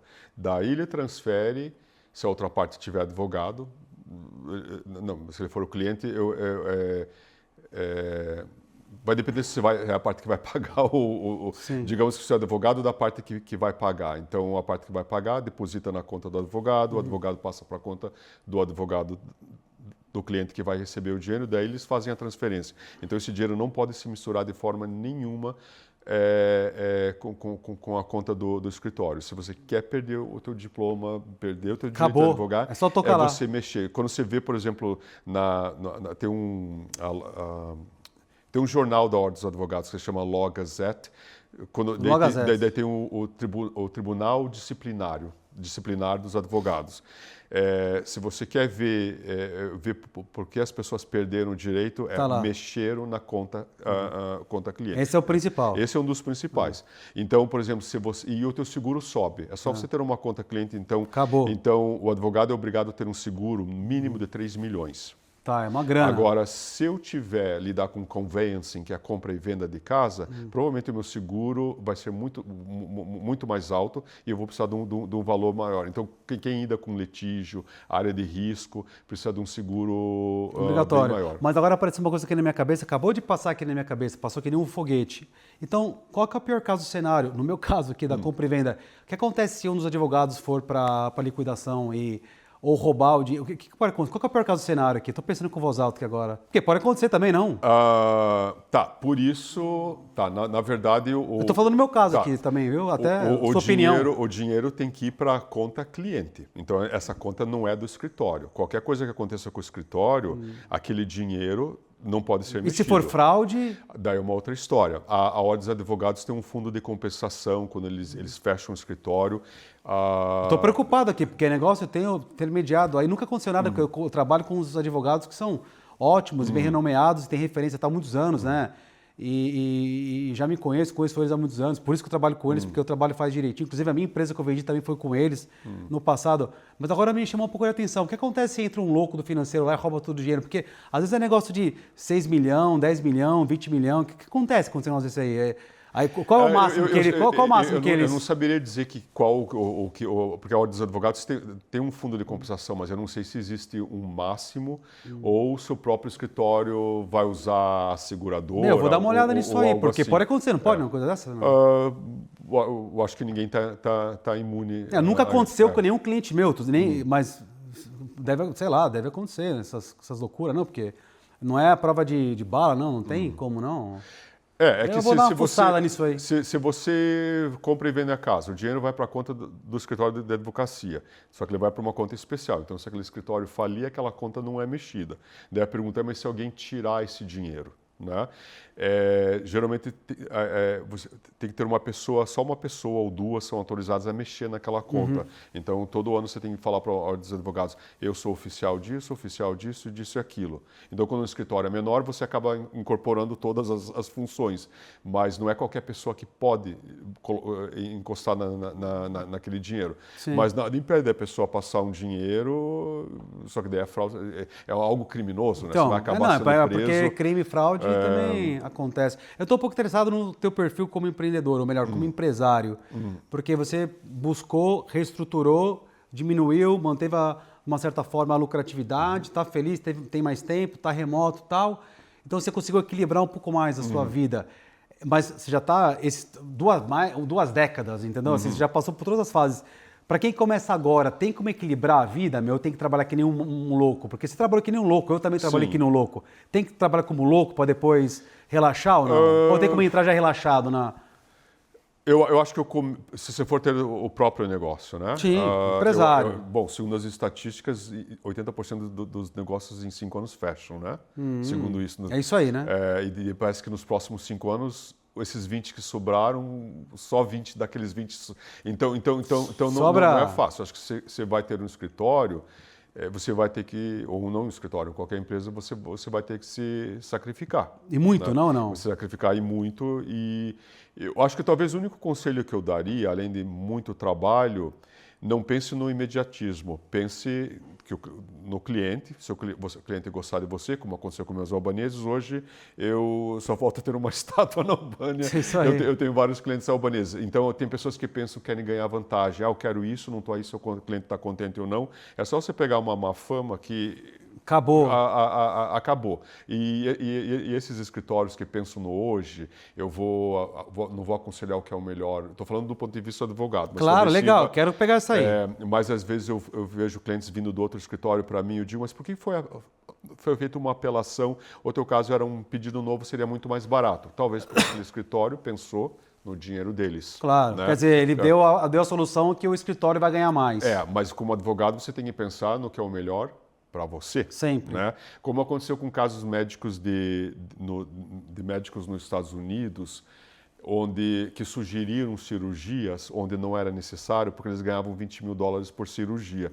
Então, quando você tem uma obrigação de cuidado para com uma pessoa, você tem que pensar no que é o melhor para o meu cliente. Então, às vezes, alguém diga, eu quero apelar. O teu caso não é um caso de apelar. Faz um novo pedido, vai ser mais rápido, vai te custar 1/3 do preço. Perdi um dinheirão, mas é a minha obrigação fazer isso. Tem pessoas que querem aquele dinheiro rápido e depois acabam pegando uma fama e se você quer ter uma empresa que vai durar 1 ano, depois abrir uma outra, durar 1 ano, dar um caló, talvez até um dia dê certo, né? Sim, mas a ideia do... Eu concordo. É um bom nome, você precisa ter um bom nome, eu acho que é importante. E também trabalhar, cuidar do teu negócio. Eu concordo em número, gênero e grau, mas o ponto interessante assim, é que demora tantos anos para a gente ir lá, comprar o terreno, sabe? Comprar a vaca, crescer a vaca, para começar a dar leite. E o legal é ter essa vaca durante... sei lá, que se puder, 10, 15, 20, 25, 30 anos dando leite lá, tudo meio para você, que é algo que vale a pena, porque foi por isso que você entrou na jogada no começo. Sim. Então, esse imediatismo aí de começar a ganhar dinheiro rápido, não consegue no final, por exemplo, chegar lá onde você chegou, onde eu cheguei, um monte de empresário que veio aqui chegou, dura pouco, não é? Mas no caso do meu escritório, eu acho que o meu maior investimento foi o estudo. Né? Quando eu abri meu escritório, lembra em Waterloo, era uma salinha só. Né? Então, era um aluguel barato, eu comecei sozinho. Então, se não desse certo, eu voltava para o meu emprego anterior. Né? Tá. Agora, imagine se você tem que comprar maquinário, investir. Tem pessoas que, para ter o seu negócio, você vai abrir um restaurante, você vai gastar um dinheirão. Vai. Né? Ou vai abrir uma empresa, precisa de maquinário. Sim, capital, intensidade, capital intenso. A vantagem do meu é que não precisou de investimento. O investimento que eu precisei foi o meu conhecimento. Né? Então, eu não precisei de maquinário. Talvez um dentista precise de muito mais. Muito. Né? Um médico, uma clínica. Mas você veio reinvestindo o lucro da empresa durante anos, para poder sair de casa até chegar com um prédio daquele lá que tinha em Covent Garden, aquela área lá que parecia uma pista de boliche embaixo. Pô, meu, você teve que reinvestir, não? Sim. Tem isso também ou não? O quão importante é isso? Mas o reinvestimento foi mais em pessoal, eu contratei mais pessoas, eu nunca precisei de maquinário. Tá, né? entendi. Eu precisei de um escritório maior, que agora eu não preciso, porque está todo mundo trabalhando em casa, os pedidos são feitos online, ninguém precisa trazer papel ou documentos. Por exemplo, antes da pandemia, eu gastava uns 7 mil libras por ano de correio, porque tinha que mandar pelo correio. Isso é uma loucura. Eu estou falando de 2020 ainda. É mesmo? 2020 e 2021. Depois que a imigração ou a corte de família se tornou online, digitalizou tudo. Digitalizou tudo. A minha conta de correio caiu, acho que de 7 mil por ano para 300, talvez não dá isso. Olha, né? você teve esse saving aí, você teve aquele outro do prédio. Mas não significa que... Você vai para o Japão amanhã, hein? Você vai comprar passagem agora. O meu contador falou, eu tenho boas notícias notícias, ou você teve um lucro bem melhor do que o ano passado. A má notícia é que olha a tua conta do corporate tax que você vai pagar. Então, né? Então ele me dá uma boa notícia, mas olha o imposto que você vai pagar. Mas veja bem, né? Aquela história toda, né? De quanto. A história diz que quanto mais imposto você paga da empresa, legalmente, o corporation tax, significa que a empresa teve maior lucro, né? Tem isso também, sim. não? Porque o percentual é o mesmo, né? Sim. Ele muda lá dos 19 para os 25, mas a base, né? Vamos colocar 25 que seja, não? É isso, não é? Agora vamos falar um pouquinho sobre quais são os planos que você tem para curto, médio e longo prazo, para entender um pouco. Curto prazo, eu vou continuar indo para o escritório 3 vezes por dia, trabalhar em casa 2 vezes por semana, tentar viajar para outros lugares que eu não conheço e trabalhar de lá, como o Japão. Tipo vida nômade, não? Chama, não? Nome de digital, sei lá. Mas não por muito tempo, né? Por um pouco tempo. Talvez daqui uns 5 anos você me perguntou, mas você precisa do escritório? Talvez daqui 5 anos eu diga para você, eu não tenho mais escritório, só tenho endereço para correspondência. Que legal. E talvez eu vá para um outro lugar, fique mais tempo fora do Reino Unido. Né? Mas isso é um plano, mas eu tenho que perder meu medo de ficar longe do escritório. Né? Sempre tem aquela preocupação, mas se eu estou na Indonésia e acontece alguma coisa, eu tenho que estar no Reino Unido. Nada acontece vai acontecer. O quê? Mas vai acontecer o quê no escritório, meu? Não tem nada vai cair um meteoro no seu escritório? O que vai acontecer, não tem nada que poderia acontecer. Quando eu tinha aquele prédio, que eu era responsável por tudo, ligavam do alarme, tocou a 1h, eu tinha que verificar, ou uma vez aquela cozinha lá perto do espaço de boliche que você fala, que tinha uma manhã cheio de água. E eu tive que lidar com isso, né? Então, agora eu não tenho. No prédio comercial, caiu alguma coisa, um meteoro... Bom, pelo menos você não estava lá. Eu vou te contar uma aqui, vou pegar essa sua pegada aqui, vou dar um exemplo super interessante, meu. Quando eu fui abrir um banco digital em 2010, 2011, lá na Nova Zelândia, eu escolhi Christchurch para montar o escritório de registro e o escritório comercial, uma salinha para começar, né? Aquela coisa quando a gente começa. E eu fui com peito coragem para poder montar. Interessante que eu fui lá, não sei o que, montei e voltei pro Reino Unido. E aí teve o terremoto lá, meu. Derrubou o prédio, morreu todo mundo, entendeu? É esse tipo de situação que você tem pavor ou não? Só para eu entender. Não. Que aí é melhor não estar lá, né? Vai ser melhor você estar no Japão, pô. Não, eu rezei o Pai Nosso, pô, porque não estava lá, entendeu? A única preocupação, talvez, mas se tiver uma auditoria da Ordem dos Advogados, eles mandam uma carta. Esses dias, todos os advogados mandaram um e-mail para todos os advogados sobre lavagem de dinheiro. Eles estão muito rígidos em relação a isso. Tá todo mundo, só fala de lavagem de dinheiro no Reino Unido mesmo. Se eu tenho um cliente russo, eu tenho que colocar na listinha. Eu estou surpreso, ele entra. Eu estou surpreso que ele entra. Então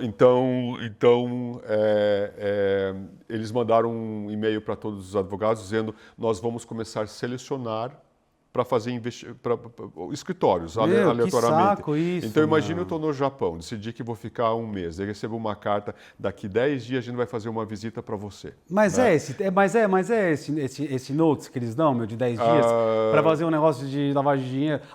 Eu tenho certeza que com esse seu tal do Control Freak, todos os seus files, eu tenho certeza que estão... tinido, tão perfeito. Mas na minha cabeça eu vou querer revisar todas as pastas. Todos?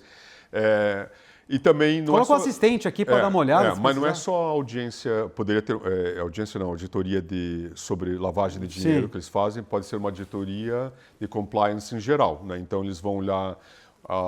Eles têm tendência a pegar escritórios que lidam com imigração e crime. Não sei se é justo ou não, né? mas como eu disse, se você tem um escritório, você lida com imigração, você não pode ser autônomo, você tem que ter a empresa. Né? Se eu fosse só fazer jeito de família ou trabalhista, não precisaria. Então, eles tendem a ser mais rígidos com o escritório de imigração, porque eles consideram os clientes vulneráveis, ou com quem lida com direito criminal, direito penal também. Então, eles poderiam visitar o escritório para ver se eu estou seguindo o procedimento correto. Por exemplo, abri uma pasta, eu vi o cliente, verifiquei de onde veio o dinheiro. Mas eu acho que você está sendo um pouco exagerado, porque assim, a pessoa está fora do país, está de viagem. Então, vamos mudar um pouco aqui o raciocínio. Vamos dizer que se acontece direto, por exemplo, uma pessoa da tua família tivesse, por exemplo, doente, acontece todo dia isso, mas na nossa cidade, com os pais e tal. No Brasil, por exemplo, o que você faria? Você não pode ir lá e ficar 2, 3, 4 meses para tomar conta de uma pessoa. Tal. Eu tive situações, por exemplo, de eu ficar meses no Brasil, quase par de ano, tomando conta de ente querido. Eu tive situação, por exemplo, de funcionário nosso, contratado, de ficar também meses e anos, por exemplo, tomando conta da família. Porque eu faço questão, como empresário, de dar essa flexibilidade. Se tem uma coisa que eu não abro mão, para mim e para quem está no meu time, é esse tipo de situação. E aí, como é que você faz? Você não vai lá porque vai vir uma auditoria ou vai vir um... Eu acho que se tivesse e a minha presença fosse obrigatória, eu teria que voltar. Mas aí você escreve lá e fala. Aconteceu uma vez só. Aconteceu comigo isso, então. Deixa eu voltar para trás, porque foi exatamente isso que aconteceu. Me escreveram, por exemplo, que tinha que ter uma visita... numa das empresas que eu era sócio, da questão exatamente essa de Money Laundering, que é uma empresa que ela é especialista em providenciar serviços de contabilidade para italianos, na verdade, né, que era uma entidade separada, né, porque a gente separa às vezes a entidade de acordo com a comunidade.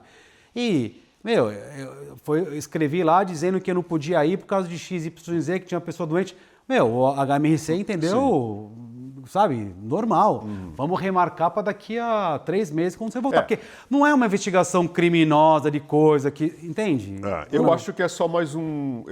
Eu me apeguei muito ao meu escritório. Eu acho que não tem necessidade. Eu poderia ficar fora. Então, são medos que eu vou vencendo aos poucos. Amanhã você vai me ligar amanhã, tenho certeza, E você vai falar assim, eu larguei a mão desse escritório, Porque, uma vez veio aqui um empresário conversar comigo, foi uma das primeiras largar do escritório, não, largar do espaço físico.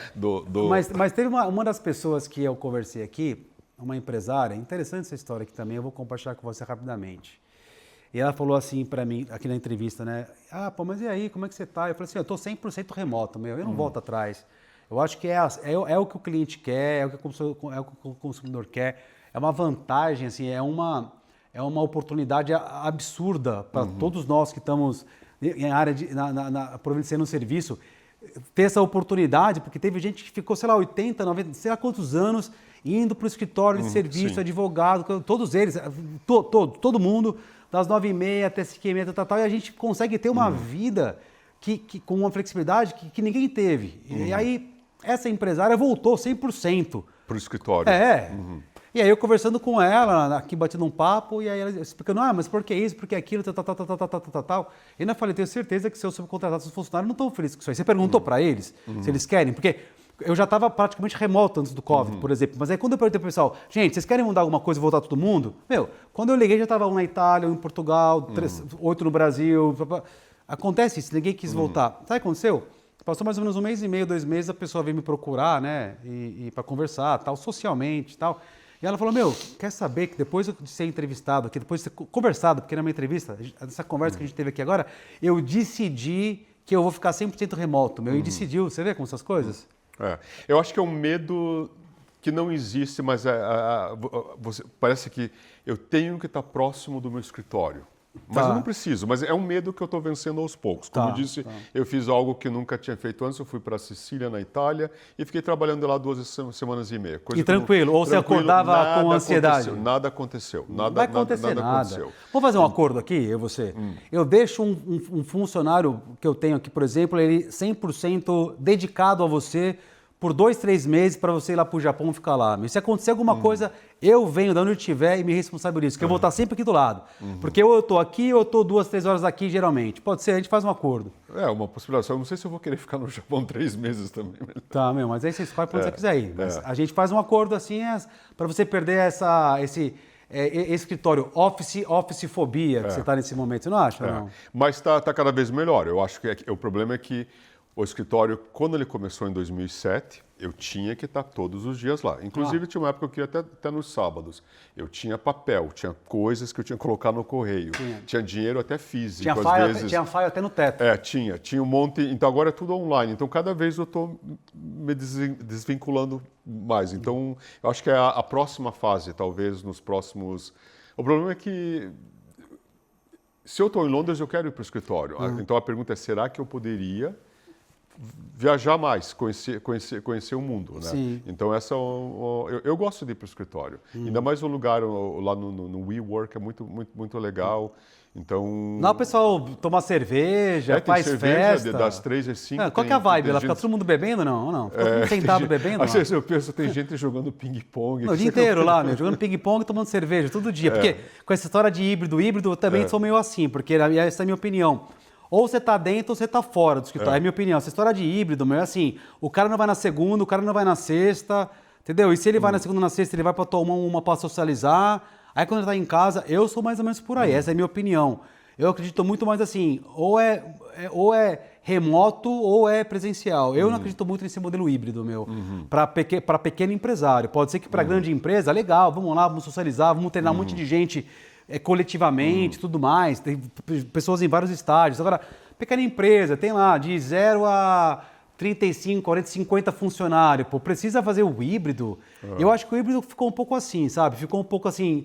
As pessoas estão realmente produzindo, ou não vira um samba ali, entendeu? A sexta virou...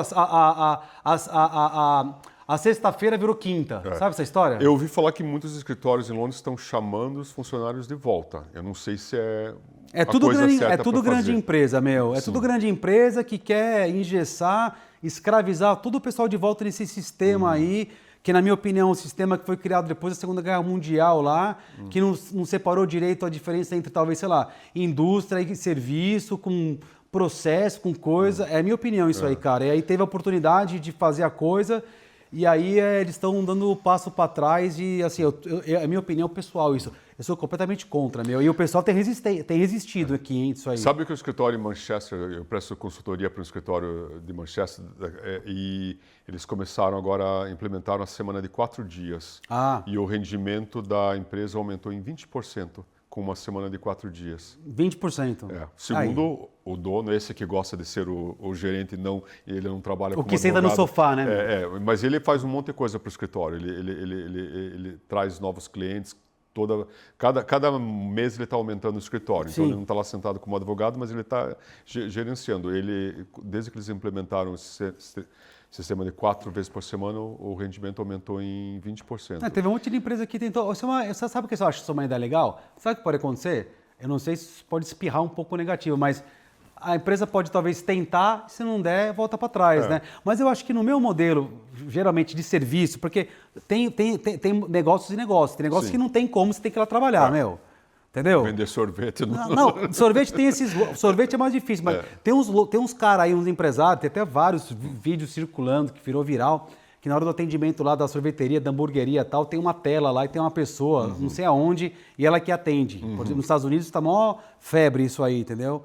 Então, é meio assim, é meio polêmico, mas tem coisas que não tem como. Construção. Você tem que ir lá, carregar o tijolo, tem que passar a massa fina, não tem outro jeito, né? Agora, no serviço é um benefício total, assim. Eu acho que é uma oportunidade esplêndida e é uma vez na vida, meu. Eu acho que, sabe, que a gente teve esse tipo de... É algo que eu provavelmente já podia ter feito há muitos anos, mas foi a pandemia que me disse, você pode fazer. Quando a gente ficou aquele 1 ano em casa, que foi quando você... Foi obrigatório. Eu, graças a Deus, eu já estava assim antes remoto, com sistema remoto, com tudo. Meu, para mim não mudou nada, eu já estava adiantado, sabe? Não sei se é por sorte ou porque, como eu te disse, eu sempre fui um empresário ou um líder muito flexível mesmo, sempre me preocupei. Eu acho assim, você tem um time bom, que trabalha, que colabora, você tem um processo muito bom da empresa, cada um está fazendo todos os processos, cada etapa do processo eficientemente. Meu, se alguém fazer borrada ali no meio do caminho do processo, meu, todo mundo que está em volta, no meu caso, por exemplo, o pessoal levanta a mão, meu, na hora ele liga e fala assim, meu, o processo está parado, está emperrado. Mas você está trabalhando como contador ainda, ou você só está gerenciando, ou você fala com o cliente sobre contabilidade? Não, eu tenho assim, como que eu estou hoje organizado, né? A contabilidade, a empresa de contabilidade é uma das empresas que eu gerencio, né? É uma das áreas de especialidade que eu sempre participei é a área da fintech, que são os bancos digitais e tal. E eu montei essa plataforma aí em 2010 na Nova Zelândia, aí eu aumentei cresci, expandi para Singapura, Hong Kong e tudo mais. Depois de lá para cá vim para o Reino Unido. E aí eu vendi com sucesso em 2022, né? E junto com isso, em paralelo, eu já vinha ajudando com a aplicação de licença específica para o FCA e atuando como broker, né? Eu sento entre os compradores e vendedores. E eu fiz meu nome na indústria, sentando entre o comprador e vendedor, mais a venda de sucesso que eu fiz, de uma intensidade alta, assim. Então hoje eu recebo ligação o dia inteiro de gente que quer comprar e que quer vender nesse setor, né? E eu já tinha isso aí desde 2010, quando já tinha contabilidade, né? Então, assim, eu já vesti alguns chapéus, assim. Alguns deram super errado, né? Eu tive, nessa época também, sociedade de restaurante na área de hotelaria e tal, que não deu certo a sociedade. Enfim, eu já falei um pouco sobre esse podcast no meu canal, não vou falar muito, mas não deu certo em consequência da sociedade, né? No Brasil, também, em 2020, até o momento agora, participando na área da construção. Mas assim, tudo muito com o pé no chão, aprendendo, novamente, tentando minimizar o máximo possível de problema. Eu acho que é muito importante também, assim, fazer uma coisa por vez quando você não acabou a primeira coisa que você fez.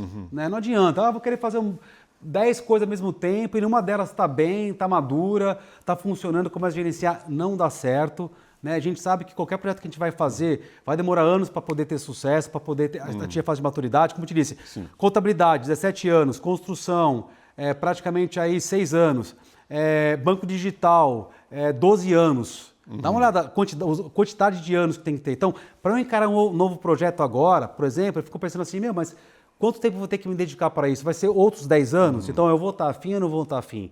E esse podcast que a gente está falando aqui agora, né, que o objetivo principal é trazer informação relevante, dica, gente que teve sucesso, que nem você, gente com conhecimento técnico também, é a gente poder incentivar as pessoas a empreender e ajudar com coisa técnica, porque o que eu não acredito muito, né, é essa história de blá blá blá, desses gurus, não sei se tem na área de legal também, mas na área de empreendedorismo, um monte de cara que nunca fez nada, os caras são, sei lá, empresa de palco, fica dando palestrinha, nunca fez nada, nunca vendeu nada, fica vendendo sonho, fica falando que para você ter sucesso você tem que deitar na banheira. É cada historinha e você vai ficar rico rápido.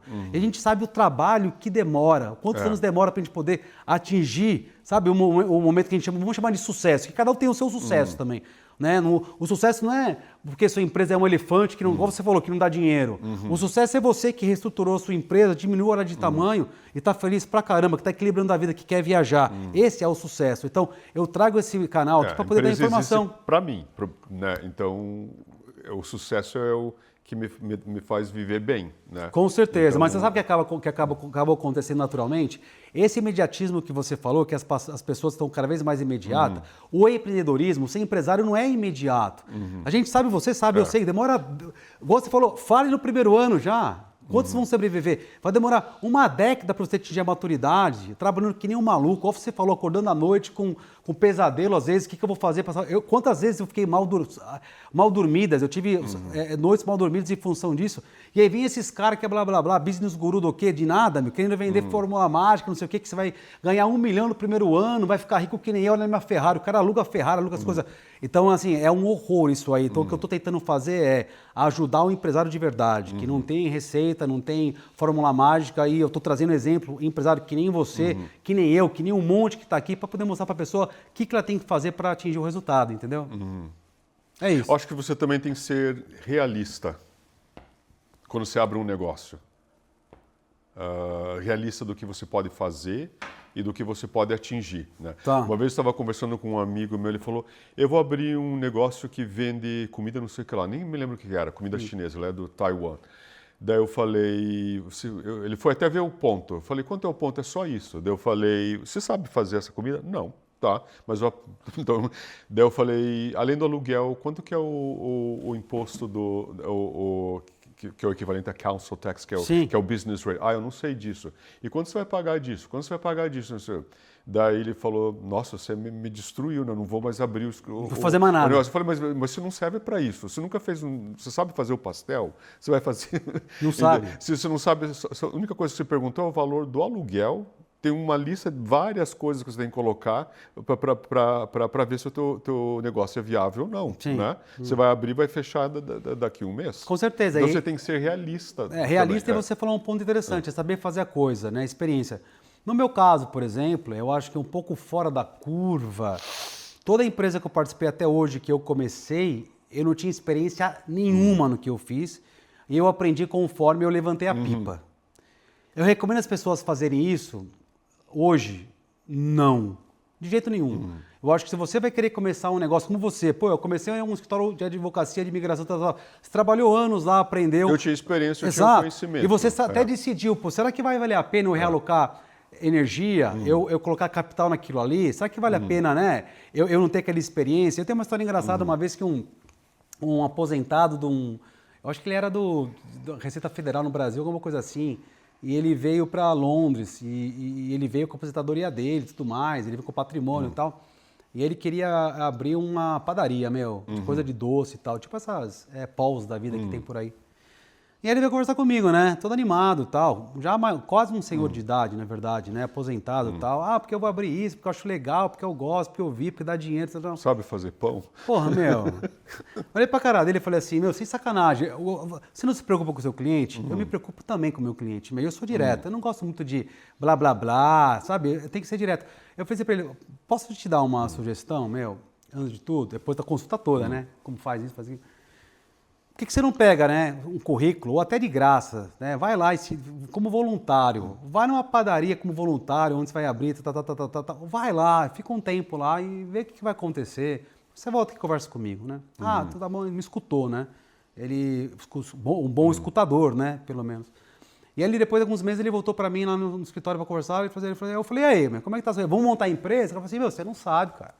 Acordar às 5h30 da manhã, 5 da manhã, para poder fazer isso, fazer aquilo, operacional, aquilo não é para mim, o que eu faço agora? Aí eu falei para ele, eu não mexo com investimento, mas, vai fazer coisa de propriedade, lá vai comprar mortgage, investir num patrimônio, fazer renda passiva e tudo mais, essa história toda. Eu não trabalho com investimento, mas eu dei o meu conselho, a minha opinião, falei, mas vou fazer alguma coisa mais segura, entendeu? No mercado mais seguro que você vai correr esse risco, que vai ter a vida que você quer ter, que é tranquilidade também, não é para todo mundo, entendeu, Marcelo? É que as por aí. pessoas vão abrir um restaurante, mas esquece que você vai trabalhar de domingo a domingo, você vai ter que acordar às 5 da manhã para fazer compra, tem várias coisas que, como o meu amigo que queria abrir aquele quiosque, sei lá o que era, ele não... Tem 20 itens na lista, ele colocou o aluguel é 1.000 libras, só isso, né? E o resto que ele esqueceu. E para começar, ele não sabe fazer o produto, então... matou. E saber fazer, como você falou, saber fazer o operacional, né? Na cozinha, por exemplo, que você comentou agora, do restaurante lá que eu tive como sociedade, o que eu aprendi foi isso, Na hora que deu errado a sociedade, que me deu a chave, eu falei, agora eu vou fazer o quê, A pessoa era uma pessoa que era técnica, que sabia, que fazia operação, que sabia das receitas, sabia o que eu vou fazer? E aí, na coisa, a medida, se tivesse flipping burger, fazendo burger, se fosse uma hamburgueria, até seria mais fácil de tentar. Caso contrário, aí eu vou lá e tento reempacotar o modelo de negócio e tal, trago para italiano, trago um chefe italiano para ir lá trabalhar, não sei o que, né? E aí, lindo, relançou o negócio, eu fui lá, fiz uma carta para todo o bairro em volta, para distribuir, eu fui distribuindo, olha isso, porta a porta, explicando por que a gente reformou aquele buraco e montou aquele restaurante, que melhorou a vida de todo mundo do bairro, o que seja. Sem contar o investimento. Investimento, com os benefícios, aí encheu de gente, vamos para frente agora, animado, Aí eu vou para o Japão, né? Vou para o Japão para aplicar para um banco digital lá, né? Uma expansão da empresa e tal. Vou lá conversar com os advogados e no caminho lá, estava até com a minha esposa, aí me liga o gerente lá do restaurante e fala assim, o cara foi para a Itália 2 dias, fazendo não sei o que, 3 dias, final de semana, foi preso lá porque não pagou a manutenção, pensão do filho lá da coisa esposa. Eu falei, pelo amor de Deus, cara, eu não acredito, cara, de novo. E aí eu tive que vender, né, por preço de, sei lá, banana para poder, né, uma outra pessoa vir e tomar conta, né? Então tem que saber fazer o trabalho, sabe? Talvez esse seja um motivo que eu nunca quis ter sócio. Muitas pessoas perguntam, mas se tivesse 5 sócios, o teu escritório seria muito maior. Eu não sei se eu quero dividir o controle... Que é super comum com o advogado, não? LLP, não? Mas eu gosto que a decisão é só minha. Talvez não... É muito difícil você entrar numa sociedade com alguém que seja igual a você. Às vezes você pode ser complementar, um faz mas eu teria que dividir as decisões, o controle. Tudo bem, o escritório poderia crescer de tamanho, mas eu ia ter que dividir o lucro também. Sim. Eu não sei, eu nunca vi vantagem. Talvez eu não seja a pessoa certa para falar de negócio. Sim, mas para mim, assim. eu nunca vi vantagem. Olha, veja bem, eu acho que a escolha é uma escolha corretíssima no seu caso. Porque tem algumas empresas que são prestadoras de serviço que é super comum esse tipo de situação, que são as famosas LLP, né? Limited Partnership. Tem vários partners e tudo mais, e aí tem um designated member que eles apontam entre eles que vai tomar conta, que seria uma posição aí mais um managing director, porque no final ele é o decision maker. É super complicado, na minha opinião, isso aí também. Eu nunca fiz uma LLP, nunca testei esse modelo e eu não testaria com a mesma, pela mesma razão que você entrou na tua. Eu acho que você tomou a decisão corretíssima, na minha opinião, sabe? E depois imagina que confusão que não tem. Isso aí, sabe o que acontece? Fica uma chamber, meu. Entra a gente, sai gente, entra a gente, sai gente, entra a gente, sai gente. De quem que é o cliente do cara, o cliente traz junto. Eu acho uma confusão isso aí, é uma gororoba, meu, uma salada mista. Eu tenho pessoas trabalhando para mim, mas eu não tenho nenhum sócio que seja também dono do escritório, porque eu não quero dividir a decisão, eu não quero dividir o que eu quero fazer sobre o escritório. Não quero opinar, mas eu não concordo com isso. Ou eu concordo. Então para evitar isso, eu decidi, eu vou ter pessoas trabalhando para mim, mas eu nunca vou dividir a ação, né? A share do escritório. Pode ser que ou uma outra opção talvez é que você mantenha o controle, é um exemplo, sei lá, 70% que seja, aí você dá 10, 10, 10, mas aí por que você daria? Aí você perde um pouco do controle, que essa pessoa vai trazer. E se der errado, depois vai ter que comprar a pessoa fora, aí você tem que fazer um shareholder agreement. Meu, tem várias, eu acho, na minha opinião, né, tem várias formas de minimizar talvez um possível drama e pesadelo no final, né? Uma das coisas que eu aprendi, assim, interessante, que tem 2 ou 3 coisas que a gente tem que evitar na nossa vida, como empresário. Uma é drama, sabe? Drama é isso aí. O drama é o restaurante que eu tentei abrir com um sócio, porque me gerou dor de cabeça, estresse, dor de barriga, noite mal dormida. Ainda mais quando acaba que não acaba bem, porque é uma situação meio complicada que aconteceu comigo lá, entendeu? Vantajosa do outro lado lá, que eu peguei da última hora lá, né? Mas complicadíssimo, entendeu? É que eu acho que a sociedade, ela tem um propósito. Então, se você perguntar, se você tem o conhecimento e você tem o dinheiro, você pega um sócio? Você não pega um sócio. Você só pega um sócio, não pega. Se você precisa do dinheiro, da metade do dinheiro ou do conhecimento daquela pessoa. Sim. Mas se você não precisa, você não pega um sócio. Vai depender da situação de cada um, mas eu não acredito mais em que a gente chama de sweat equity, que você falou. Você entra com o dinheiro, um sócio traz o dinheiro, traz o trabalho. Não. Ou os dois entram no mínimo, ou os dois entram com dinheiro ou não dá. Entendeu? Um com dinheiro e outro com trabalho, não. Porque aí na hora que dá tudo errado, o que deu trabalho não perde o dinheiro. E sempre acontece isso. Ele sempre está, sabe, já está desequilibrado, entendeu? Mas fora a questão do drama que eu te falei, a outra situação que eu acho que ela é importantíssima é a questão do débito. Né? Quando tem crise ou não tem crise, quando tem problemas ou não, setor ou não setorial, de indústria ou de mercado, da economia, sempre quando a empresa está alavancada, ela está muito endividada, e físico-jurídica, sempre dá problema. Então eu acho que assim, não ter débito, não, você pode ter débito, mas tem que ter um débito muito bem controlado, porque o débito ele pode arrebentar a tua empresa. Então, esse é o segundo. E a terceira coisa que eu realmente evito, que eu acho que é importantíssimo, é estar em volta de pessoa interessante, pessoa positiva, que nem a gente aqui, como você, que dá exemplo, que está aqui, e não ficar andando com gente que faz perder o seu tempo, gente que rouba a sua energia, sabe, que gente idiota, entendeu? Que não compartilha os seus valores, sabe? Isso é uma coisa que eu não perco tempo mais, entendeu? Por isso, então, quando vem às vezes muita coisa para mim, ou gente que quer se relacionar e tudo mais, antes eu falava sim, sim, sim, sim, sim, sim, sim, um não. Agora eu falo não, não, não, não, não, não, não e um sim, cara. Eu acho que essa que é a receita do sucesso. Eu sou prático nesse sentido. Às vezes, quando você é mais novo, você tem que engolir sapo. Às vezes você tem um chefe que você não gosta, um professor na escola que você não gosta. Chega um momento na vida, eu não tenho um patrão. A única pessoa que poderia ser chata na minha vida seria um amigo.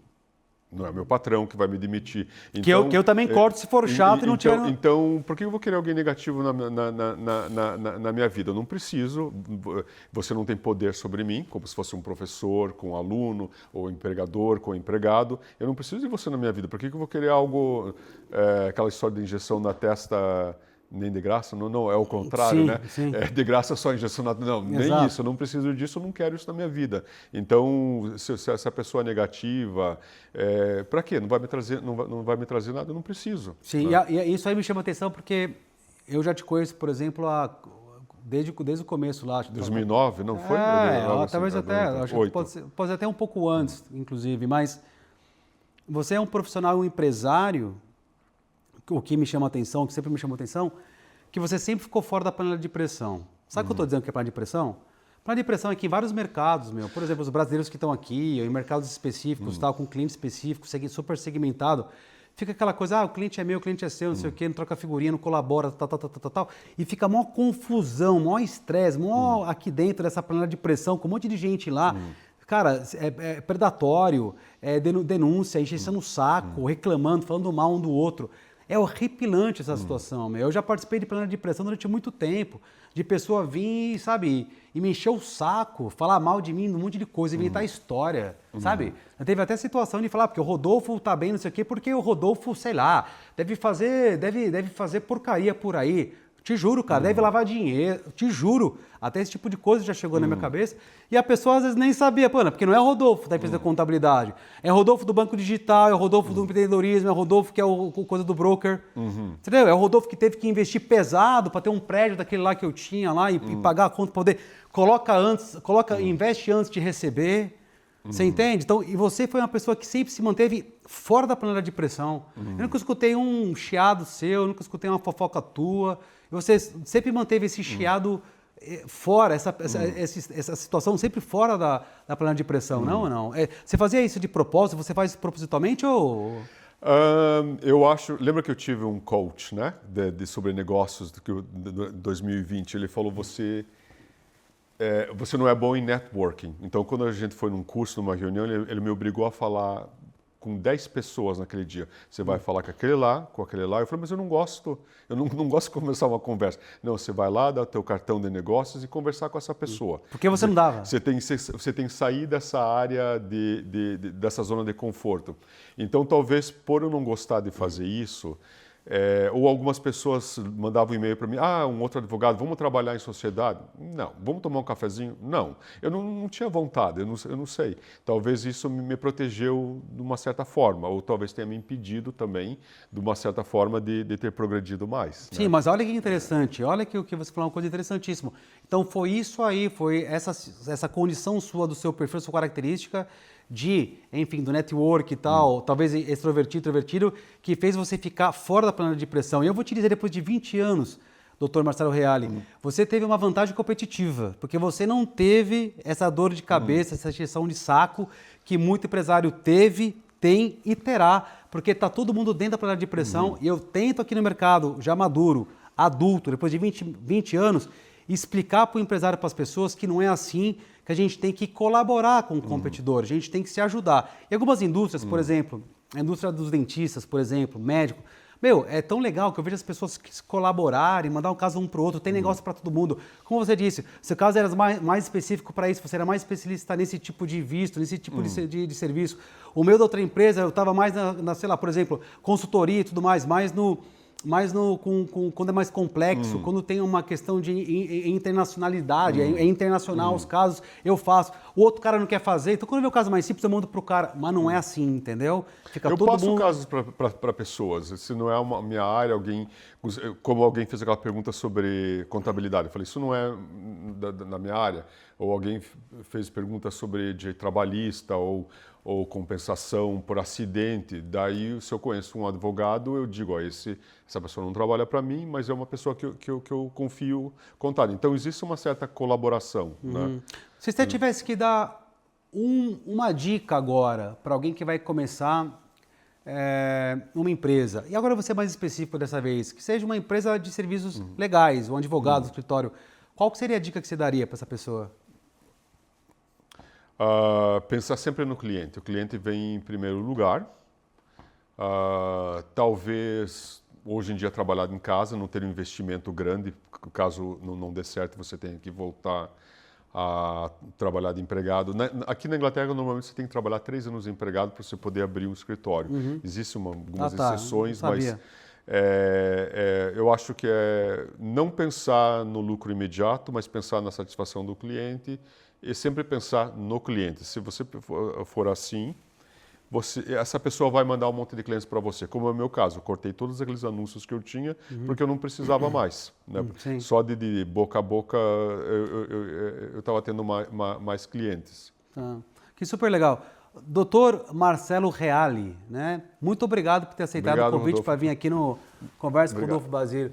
Gente, ficamos aqui novamente, você já está acostumado com esse final, a Conversa com o Rodolfo Basílio, nossa finalidade, que o objetivo principal é ajudar você, que é empresário, você que quer montar também o seu negócio, e vai montar o seu negócio no exterior, vai montar aqui no Reino Unido, vai montar nos Estados Unidos, para que você evite os erros mais comuns quando você começa o seu negócio próprio, para você atingir os objetivos empresariais. E você, como o doutor aqui disse, você vai economizar dinheiro, capital, vai começar da forma correta. E a gente vai trazer aqui nesse canal, no podcast, gente que nem o doutor Marcelo Reale, que é uma figura, que é um trademark, gente honesta, trabalhadora, que sabe o que quer. Ficamos por aqui. Um grande abraço, Rodolfo Basílio.